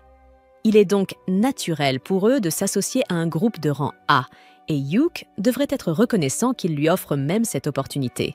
Le live stream est toujours en cours, donc tous les spectateurs de Hugh voient son altercation avec Simo, et ils sentent déjà que quelque chose d'intéressant va se produire. Simo continue à débiter ses absurdités et exige même que Hugh lui laisse tout le crédit pour les informations qu'il a recueillies. Hugh en a assez d'écouter les idioties de Simo, mais avant même qu'il puisse répondre, Silk le devance. Silk traite Simo de s'en gêne pour essayer de profiter des autres, mais Simo, Barry et Camilla sont discriminatoires envers les elfes noirs.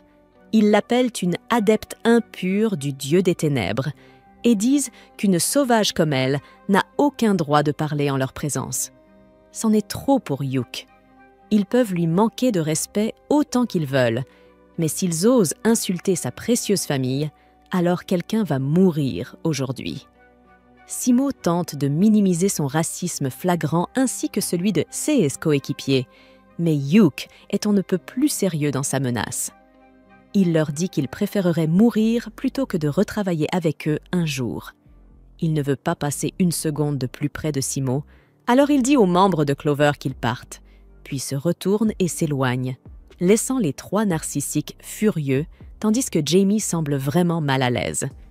Et n'oublions pas que tout cela a été filmé en direct sur le live stream de Hugh, donc un grand nombre de personnes viennent de voir Thunderpike afficher ouvertement son racisme. Ce n'est plus qu'une question de temps avant qu'il ne soit annulé. 2 jours plus tard, Thunderpike est convoqué à une réunion avec Benwood. Celui-ci leur annonce que plusieurs plaintes ont été déposées contre eux ces derniers jours. L'une vient de leur sponsor, qui accusent Thunderpike de détourner les fonds qui leur ont été alloués pour la mission. 2 autres sont des plaintes pour discrimination raciale, déposées par le Conseil des Elfes et Wellmilia, après leurs insultes publiques envers Silk. Enfin, une dernière plainte provient du siège de la guilde. Benwood demande à Simone s'il a quelque chose à dire pour sa défense, mais malheureusement, le bon sens était en quantité limitée à sa naissance. Il affirme donc qu'il n'a rien fait de mal. Selon lui, c'est Clover qui est en tort pour avoir laissé leur elfe sauvage et impur lui parler de cette façon. Mais avant même qu'il ne termine sa phrase, Simone reçoit un coup de poing bien mérité en plein visage. Benwood est furieux face à l'absence totale de remords de Simone, mais ce dernier ne comprend pas pourquoi Benwood fait toute une histoire pour une seule elfe sauvage. Benwood lance un poignard juste à côté du visage de Simone pour le faire taire, et puisqu'il est visiblement trop ignorant pour comprendre la situation par lui-même, Benwood lui explique clairement les choses. Un groupe d'aventuriers de rang A, reconnu par le royaume de Wellmilie, vient d'être surpris en train de tenir des propos ouvertement racistes envers une elfe noire, ce qui a terni la dignité du royaume. Simone pense que Benwood réagit de manière excessive pour une simple dispute entre aventuriers, mais Benwood l'attrape par le cou et lui dit que sa petite dispute risque d'endommager les relations du royaume avec les elfes. Voici donc ce qui va se passer. Benwood exige que Simone et les autres fassent immédiatement une vidéo d'excuses en direct. Et il ferait mieux de se préparer à perdre sa licence d'aventurier, voire même à être exilé du royaume.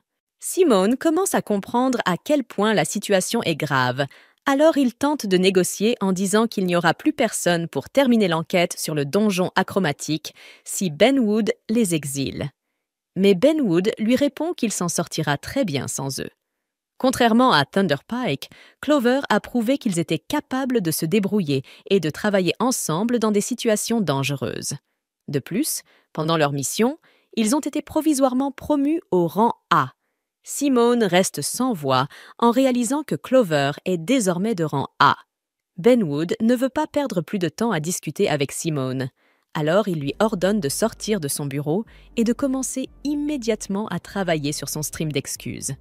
Simone n'arrive pas à croire que tout cela lui arrive, et il n'a absolument pas l'intention de s'excuser, car il ne pense pas avoir fait quoi que ce soit de mal. Au lieu de cela, il rejette toute la faute sur Yuki, convaincu que tout cela est arrivé à cause de son stream, et il veut se venger. À ce moment-là, une voix l'interpelle depuis un coin de la pièce. Quelqu'un lui dit qu'il a un plan pour l'aider à retrouver sa place au sommet, tout en se vengeant de Yuki et de Clover. Simone semble intéressée par ce qu'il a à dire. Le lendemain, Marina rencontre Yuki, car elle a compris quelque chose au sujet de cet artefact en forme de bébé qu'ils ont trouvé. Elle sait quoi faire, mais elle a besoin de l'aide de Yuki pour que cela fonctionne. Elle lui demande donc de le tenir en pensant à elle. Alors qu'il s'exécute, la boîte noire se transforme en un sabre de samouraï noir. Yuki est stupéfait, car même lui ignorait que c'était possible. Il demande à Marina de lui expliquer comment cela fonctionne, mais elle répond que c'est un secret. Quelques jours plus tard, Benwood rencontre Clover, alors qu'ils s'apprêtent à plonger une fois de plus dans l'obscurité achromatique. Il leur rappelle qu'ils n'ont pas besoin d'accomplir quoi que ce soit, car les informations qu'ils ont rapportées lors de leur première expédition étaient déjà plus que suffisantes. Yuki le rassure en affirmant qu'ils feront attention et que si quelque chose tourne mal, il utilisera immédiatement le parchemin de sortie pour s'échapper. Ils lancent leur live stream et annoncent à tous leurs spectateurs qu'ils vont entreprendre aujourd'hui leur deuxième expédition dans l'obscurité achromatique, avec pour objectif d'atteindre l'escalier du 3e étage tout en recherchant des phénomènes étranges. L'expédition se déroule sans encombre jusqu'à présent. Le groupe atteint l'escalier du 1er étage sans difficulté, mais en montant au 2e étage, ils découvrent quelque chose à quoi aucun d'eux ne s'attendait, une vaste plaine ouverte. Les filles ont du mal à croire qu'elles se trouvent toujours à l'intérieur d'un donjon, alors qu'elles peuvent clairement voir le ciel. Cependant, Yuki se souvient des archives montrant certains étages de donjons ressemblant à des zones extérieures, donc cela n'a rien d'étrange. Son seul point d'inquiétude est que CS étage en plein air, apparaissent généralement aux alentours du 20e étage, alors qu'ils ne sont actuellement qu'au 2e. Ce n'est donc pas normal. Yuke pense que la configuration du donjon a dû changer, et il aimerait examiner leur environnement plus en détail, mais malheureusement, il n'a pas de télescope avec lui. Heureusement, Rain connaît un sort de vision télescopique.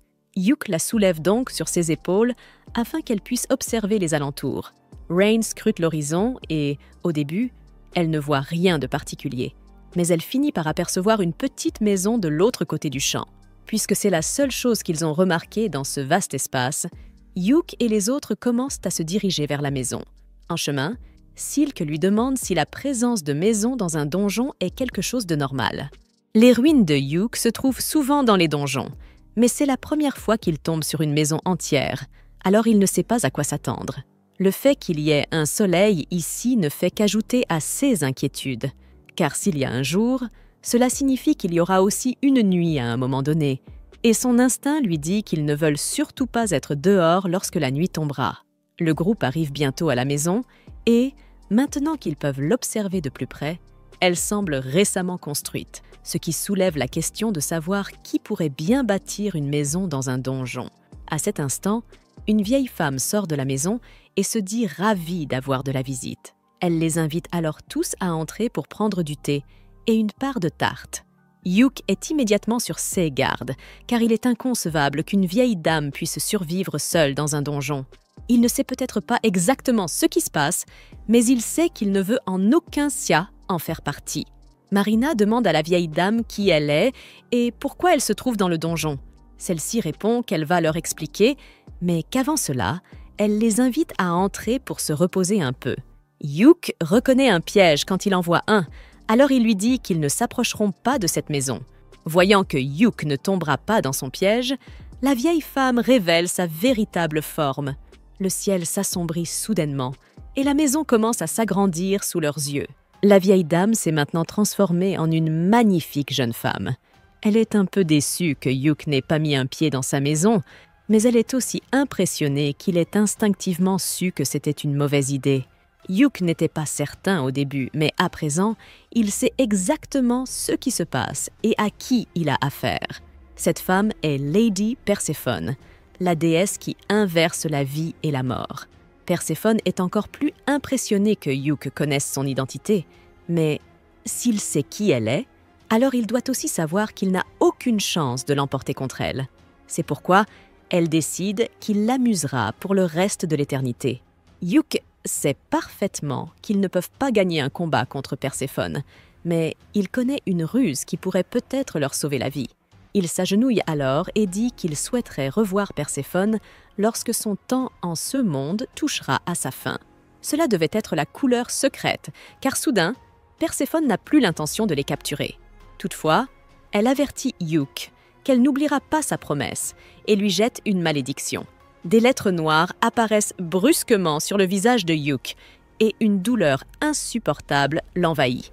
Mais il n'a pas le temps de s'en soucier, car ils doivent tous retourner immédiatement à l'escalier. Il lance des enchantements physiques sur chacun d'eux afin qu'ils puissent courir plus vite. Et pendant leur course, il dit aux autres que la femme qu'ils ont vue était Lady Perséphone, ce qui signifie que cet endroit doit être le royaume des morts. Quoi qu'il arrive, ils ne doivent en aucun cas laisser l'obscurité les rattraper. Ils parviennent à atteindre l'escalier à temps, mais être restés si longtemps dans le royaume des morts a épuisé une grande partie du mana de Yuke, l'empêchant ainsi d'utiliser la moindre magie de récupération. Les filles remarquent alors la marque sur son visage, lui tendent un miroir, et Yuke la reconnaît immédiatement comme étant le sceau de Perséphone. Marina aimerait l'aider à s'en débarrasser, mais elle n'est probablement pas assez puissante pour cela. Yuke devra donc se rendre dans un temple une fois qu'ils seront de retour en ville. Pour l'instant, ils font une pause pour manger et discuter de ce qui vient de se passer. Yuke raconte aux autres qu'il a lu des histoires sur un aventurier du nom de Rémazurka qui s'était égaré dans le champ gris. C'est ainsi qu'il connaissait la phrase qui a poussé Perséphone à les laisser partir. Mais il ne sait ni comment elle a fonctionné, ni quelles en seront les conséquences. Les autres devinent à présent qu'il se trouvait dans un tout autre royaume. Un royaume où le cycle de la vie et de la mort se répète à l'infini sous le règne de Lady Perséphone. Yuke s'est toujours demandé si une porte des abysses reliait réellement les mondes entre eux, et il semble qu'il ait enfin obtenu sa réponse. Il pense que le donjon achromatique recrée des versions des mondes auxquelles il est connecté.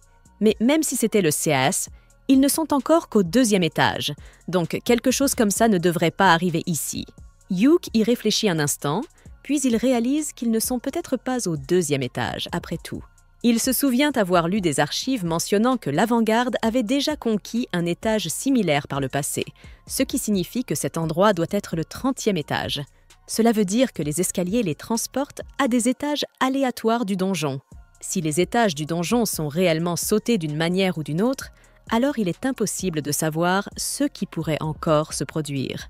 Yuke pense donc qu'il vaudrait mieux utiliser immédiatement le parchemin de sortie pour quitter les lieux, mais Silk lui dit d'attendre. Son mana est toujours épuisé après sa rencontre avec Perséphone, et utiliser le parchemin maintenant leur demanderait trop d'énergie. Gerville suggère alors qu'ils restent dans la salle sécurisée un peu plus longtemps, au moins jusqu'à ce qu'ils aient tous récupéré. Puisque c'est ce qu'ils veulent, Yuke accepte. Ils s'endorment tous, mais lorsque Yuke ouvre les yeux, il se retrouve attaché, avec Simon debout au-dessus de lui. Il se demande pourquoi, parmi tous, c'est Simon qui est ici. Mais ce dernier lui répond qu'il s'est simplement contenté de les suivre. Yuke exige de savoir ce qu'il veut, mais Simon lui dit de se calmer, à moins qu'il ne soit prêt à voir les filles se blesser. Camilla ne leur a pour l'instant lancé qu'un sort de sommeil, donc ils vont bien. Mais ils ont reçu un collier d'esclave de la part de quelqu'un qui nourrit une rancune tenace contre Yuke. Tant que Rain le portera, elle sera contrainte d'obéir à tous les ordres de Simon, même s'il lui demande de tuer ses amis. Yuke avertit Simon que s'il va jusqu'au bout, il sera marqué comme un criminel, mais ce dernier est déjà sur le point d'être exilé du royaume.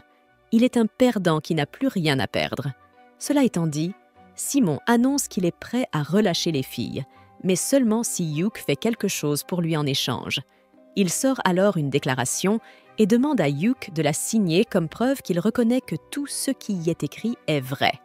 Le document affirme que tous les propos racistes sur les elfes ont été initiés par Clover, que Thunder Pike n'a rien fait de mal, et que tout ce hentai furry trouvé sur l'ordinateur de Simon était en réalité l'œuvre de Yuke.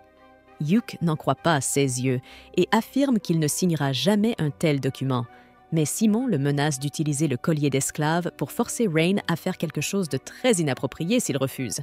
Yuke n'a donc pas d'autre choix. Simon commence alors à frapper Yuke sous l'effet de la colère accumulée depuis que ce dernier a quitté le groupe. Mais Barry lui rappelle de ne pas le tuer accidentellement, car s'il est mort, il ne pourra pas signer le document. Simon réalise qu'il a raison, mais il veut tout de même voir Yuke souffrir. Il lui annonce donc qu'il va ordonner à Rain de tuer Silk sous ses yeux et qu'il sera forcé d'assister à toute la scène. Yuke le supplie de ne pas faire ça et lui dit qu'il signera le document. Simon se place alors devant lui et sort une plume pour qu'il puisse signer. Jamie, debout à l'arrière, arbore un air coupable face aux actes de S et coéquipier, mais elle ne sera pas excusée pour avoir laissé les choses aller aussi loin. Yuke est sur le point de signer le document, mais soudain, il ressent un violent tremblement de terre. Le séisme passe rapidement, et Simon ordonne à Yuke de se dépêcher et de signer immédiatement. Mais ce dernier s'inquiète toujours du tremblement de terre qui vient d'avoir lieu. Cette pièce est une zone sécurisée, donc si un séisme parvient jusqu'ici, c'est un signe évident que le donjon est en train de se déstabiliser. Simon pense que Yuke invente des excuses pour gagner du temps, mais quelques secondes plus tard, le sol s'effondre sous ses et pieds, envoyant Simon, Barry et Camilla tomber dans un abîme. Le reste du sol va bientôt céder lui aussi. Yuke tente alors de réveiller les filles pour éviter qu'elles ne périssent dans la chute, mais elles sont toujours inconscientes.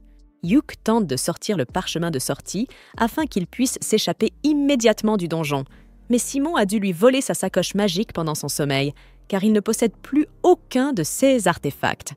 Le sol finit par céder entièrement, envoyant Yuke et les autres chuter vers une mort certaine. Heureusement, en plein milieu de la chute, Jamie lance un sort de légèreté qui leur permet d'atterrir en toute sécurité. Tous, sauf Simon, Camilla et Barry. Ceux-là sont gravement blessés, et ils méritent chaque seconde de leur souffrance. Simon hurle sur Jamie pour avoir aidé Yuke au lieu de lui venir en aide, mais ils ont des problèmes bien plus urgents, car une horde d'orques les a encerclés et ils n'ont aucun moyen de s'enfuir. Jamie court vers Simon, s'empare de la sacoche magique de Hugh et la lui rend. Dès qu'il récupère son sac, Hugh en sort le parchemin de sanctuaire et érige une barrière, tandis que Jamie annule le sort de sommeil que Camilla avait lancé sur les filles. Une fois réveillée, Rain prend le relais pour maintenir la barrière, donnant ainsi à Hugh le temps nécessaire pour utiliser le parchemin de sortie et évacuer tout le monde. Oui, même Thunderpike. Jamie lui demande s'il en est sûr, car il aurait tout à fait le droit de laisser son groupe mourir ici après ce qu'ils lui ont fait. Mais malgré leur cruauté, Hugh refuse de les abandonner à une mort certaine dans un donjon.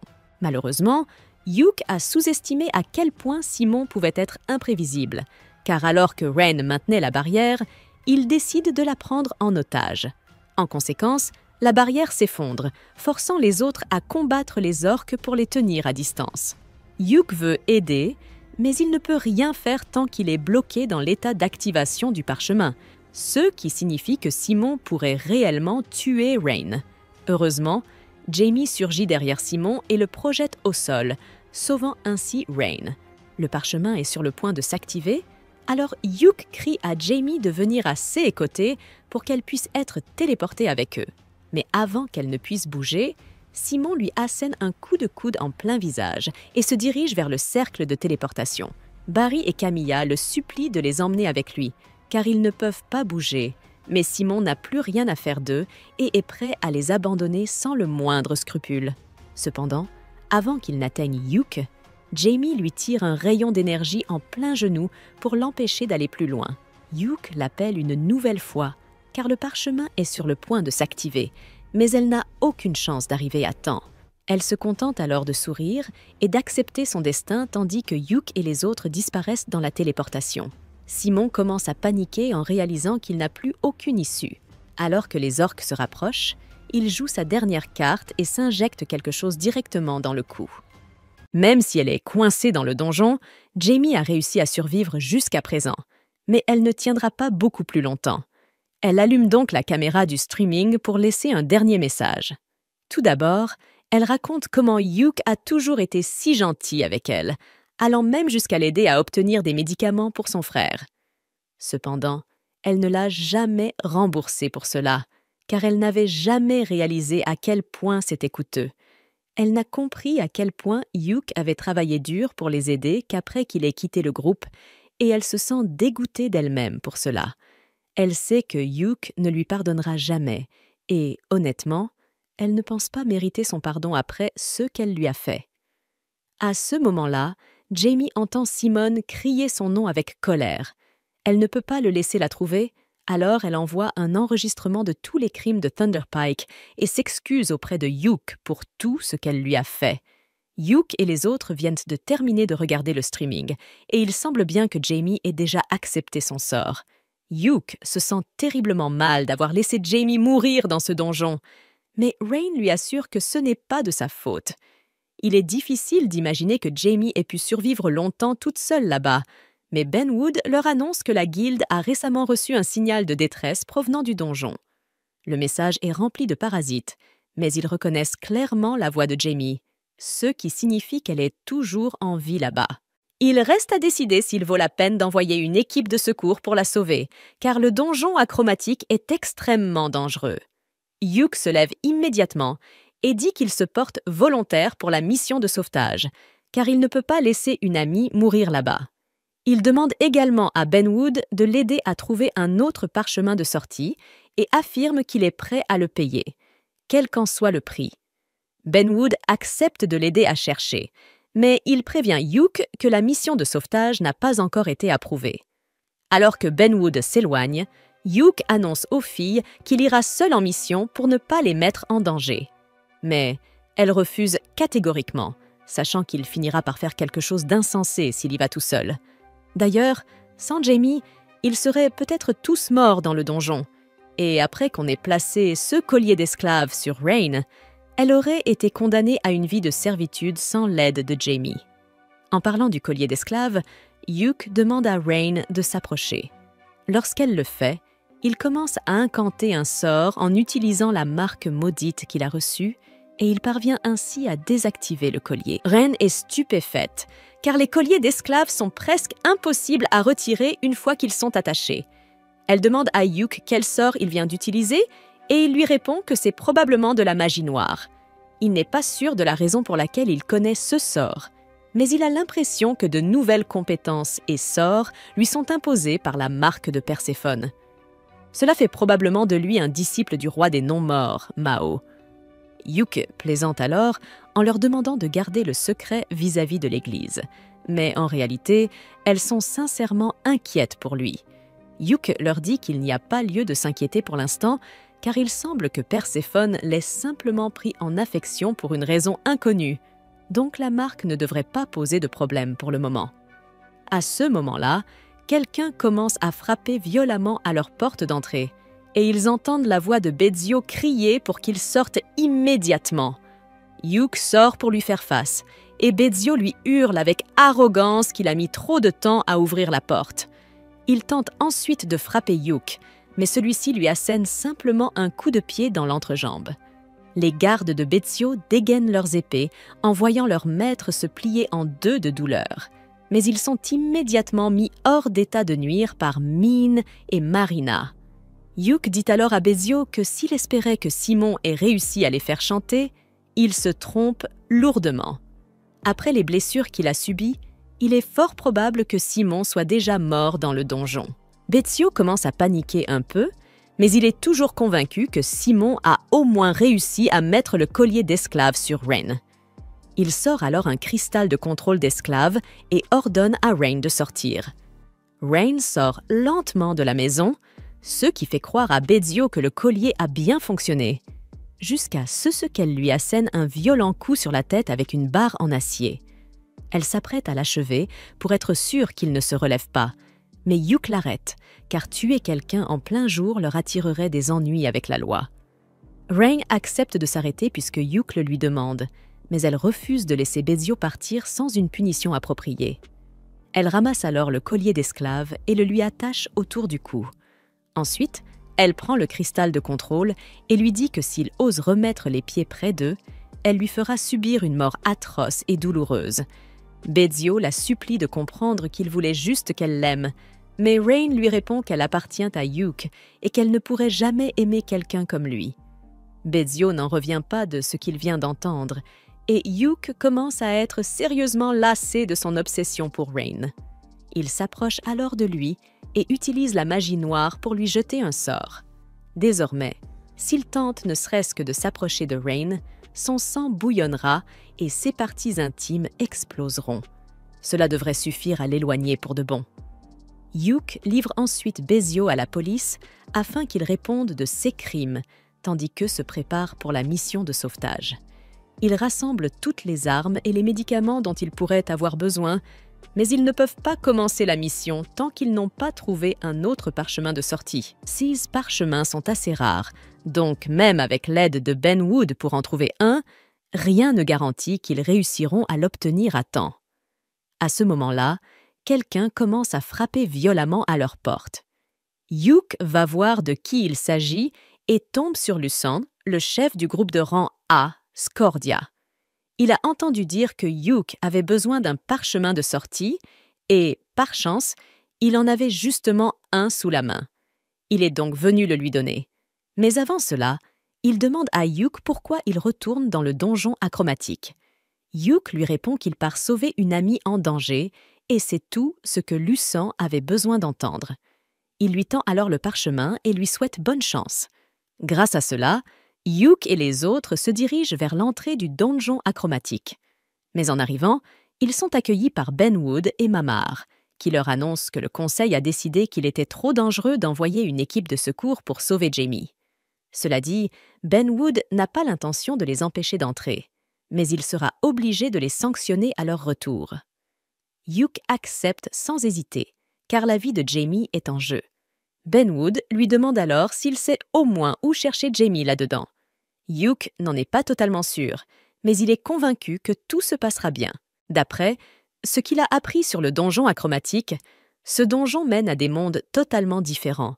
et Yuke est presque certain que le monde dans lequel on se retrouve est déterminé par les pensées subconscientes de l'aventurier. C'est pourquoi, lorsque Benwood et Mamar y sont entrés en croyant qu'il s'agissait du donjon le plus dangereux qui existe, c'est exactement ce qu'ils ont obtenu. Mais quand Yuke et son groupe y sont entrés avec l'intention de chercher des anomalies, ils ont trouvé l'endroit le plus anormal possible. En suivant cette logique, s'ils entrent dans le donjon avec l'objectif précis de retrouver Jamie, alors le donjon devrait les conduire directement là où elle se trouve. Le groupe pénètre dans le donjon et avance rapidement, éliminant les monstres du premier étage aussi vite que possible. Une fois l'étage dégagé, ils descendent l'escalier, espérant que cela les amène directement à l'étage où Jamie est coincé. Et il semble que cela ait fonctionné, car ils se retrouvent dans un nouvel environnement, ce qui signifie que Jamie doit être quelque part dans les parages. Mais cet endroit met tout le monde mal à l'aise, car il semble avoir été complètement détruit. Silk suggère donc de retrouver Jamie au plus vite afin de partir dès que possible. À ce moment-là, Nain découvre une traînée de sang menant à un immeuble résidentiel. Le groupe la suit et finit par trouver Jamie, gravement blessé et en train de se vider de son sang près d'un puits. Simon apparaît soudainement et Yuke est sous le choc en le voyant, car il est impossible qu'il ait survécu au donjon après toutes les blessures qu'il avait subies. Alors qu'il s'approche, tout le monde est en alerte. Il était déjà dangereux lorsqu'il était encore humain, mais maintenant, il est devenu quelque chose d'autre. C'est la même sensation qu'ils ont ressentie en affrontant un traqueur d'ombre, ce qui pousse Yuke à comprendre ce qui a dû se passer. Parmi les artefacts que Bezio avait donnés à Simon, il y en avait un particulièrement dangereux. Simon a dû l'utiliser pour se transformer en mort-vivant et ainsi survivre. Simon est toujours déterminé à faire souffrir Yuke pour tout ce qu'il a traversé, alors Marina charge en avant pour tenter de l'arrêter. Yuke lui accorde un enchantement physique pour renforcer ses capacités alors qu'elle engage le combat contre Simon. Mais Simon est toujours plus fort que Marina, ce qui l'empêche d'avancer efficacement contre lui. Malgré tout, elle est assez rapide pour réussir à lui trancher un bras avant de reculer. En temps normal, perdre un bras signerait la fin du combat pour Simon. Mais maintenant qu'il est un mort-vivant, il régénère son membre instantanément, comme si de rien n'était. Fier de lui, Simon leur annonce qu'il est devenu immortel. Peu importe ce qu'ils tenteront, ils ne pourront jamais le tuer. Et Simon ne s'arrêtera pas tant qu'il n'aura pas tué Yuke. Simon lance une décharge d'énergie sur le groupe, alors Yuke sort un parchemin de bouclier de lumière pour protéger tout le monde. Yuke a peut-être détesté Simon, mais il n'a jamais voulu le tuer. Cependant, cette chose n'est plus humaine, et il n'a donc pas d'autre choix que d'abattre Simon s'il veut sauver Jamie. Simon fonce sur Yuke, mais ce dernier esquive d'un pas sur le côté et lance un sort de piège. Marina et Nin se précipitent alors pour l'attaquer, tandis que Silk et Rain lancent des sorts pour ralentir Simon, mais cela ne fonctionne pas. Simon parvient à se libérer instantanément. Alors Yuke repart à l'attaque et commence à lui asséner une série de coups. Mais peu importe à quel point Yuke le blesse, Simon régénère ses blessures en un instant. Il se moque alors de Yuke en lui disant qu'il perd son temps. Avec ce corps immortel, Simon se croit invincible et se promet d'empêcher Yuke et ses amis de sortir vivants d'ici. Yuke repense à son enfance, à l'époque où Simon était encore quelqu'un de bien, et il n'arrive pas à croire qu'il soit devenu ce fou furieux devant lui. Mais ce qui est fait est fait. Yuke lève alors son épée et se prépare à en finir. Il invoque le pouvoir de la marque de Perséphone et commence à incanter son attaque la plus puissante. Simon ne tente même pas d'interrompre Yuke, car il est convaincu qu'aucun sort au monde ne pourrait le tuer. Yuke termine son incantation et lance missile prismatique sur Simon. Au début, cela ne semble rien faire, et Simon rit en disant à Yuke qu'il n'y a rien qu'il puisse faire pour le tuer. Et bien que cela soit peut-être vrai, Yuke lui répond qu'il va bientôt regretter de ne pas pouvoir mourir. Simon ne comprend pas ce que Yuke veut dire, mais tout à coup, sa tête explose de l'intérieur. Le corps de Simon tente de se régénérer, mais il continue d'exploser encore, et Simon hurle de douleur. Yook se tourne alors et commence à s'éloigner. Marina lui demande s'il ne va pas achever Simon, mais Yook lui répond qu'il ne le peut pas, car Simon est réellement immortel. Le sort qu'il a lancé était un missile prismatique modifié, qui, en théorie, restera actif jusqu'à ce que sa cible meure. Ainsi, avec le corps immortel de Simon, il est condamné à souffrir d'une douleur constante pour l'éternité. Yook se sent terrible pour ce qu'il vient de faire, mais il n'avait pas d'autre choix. Il s'approche alors pour vérifier l'état de Jamie, mais la situation n'est pas bonne pour elle. Rain tente de lancer de la magie de guérison sur Jamie depuis un moment, mais ça ne fonctionne pas. Yook lui demande si elle a encore des potions de guérison, et elle en a, mais même la potion de guérison ne fait rien. Jamie leur explique que c'est l'effet de la lame magique de Simon, et qu'aucune magie de guérison ne pourra jamais refermer la blessure. Elle dit à Yook que c'est fini pour elle, mais Yook refuse de la laisser mourir. Il décide donc d'utiliser la marque de Perséphone. Il n'a aucune idée si cela va fonctionner, mais il place la main de Jamie sur la marque et lance un sort de dissipation de magie sur elle, ce qui réussit à lever la malédiction de l'épée de Simon.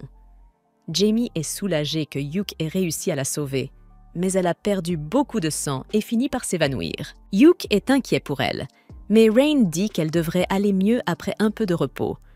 Maintenant que tout le monde est en sécurité, Min dit qu'il devrait se dépêcher de partir d'ici, car il est maintenant l'heure des mechas et une tonne de traqueurs d'ombre commencent à apparaître.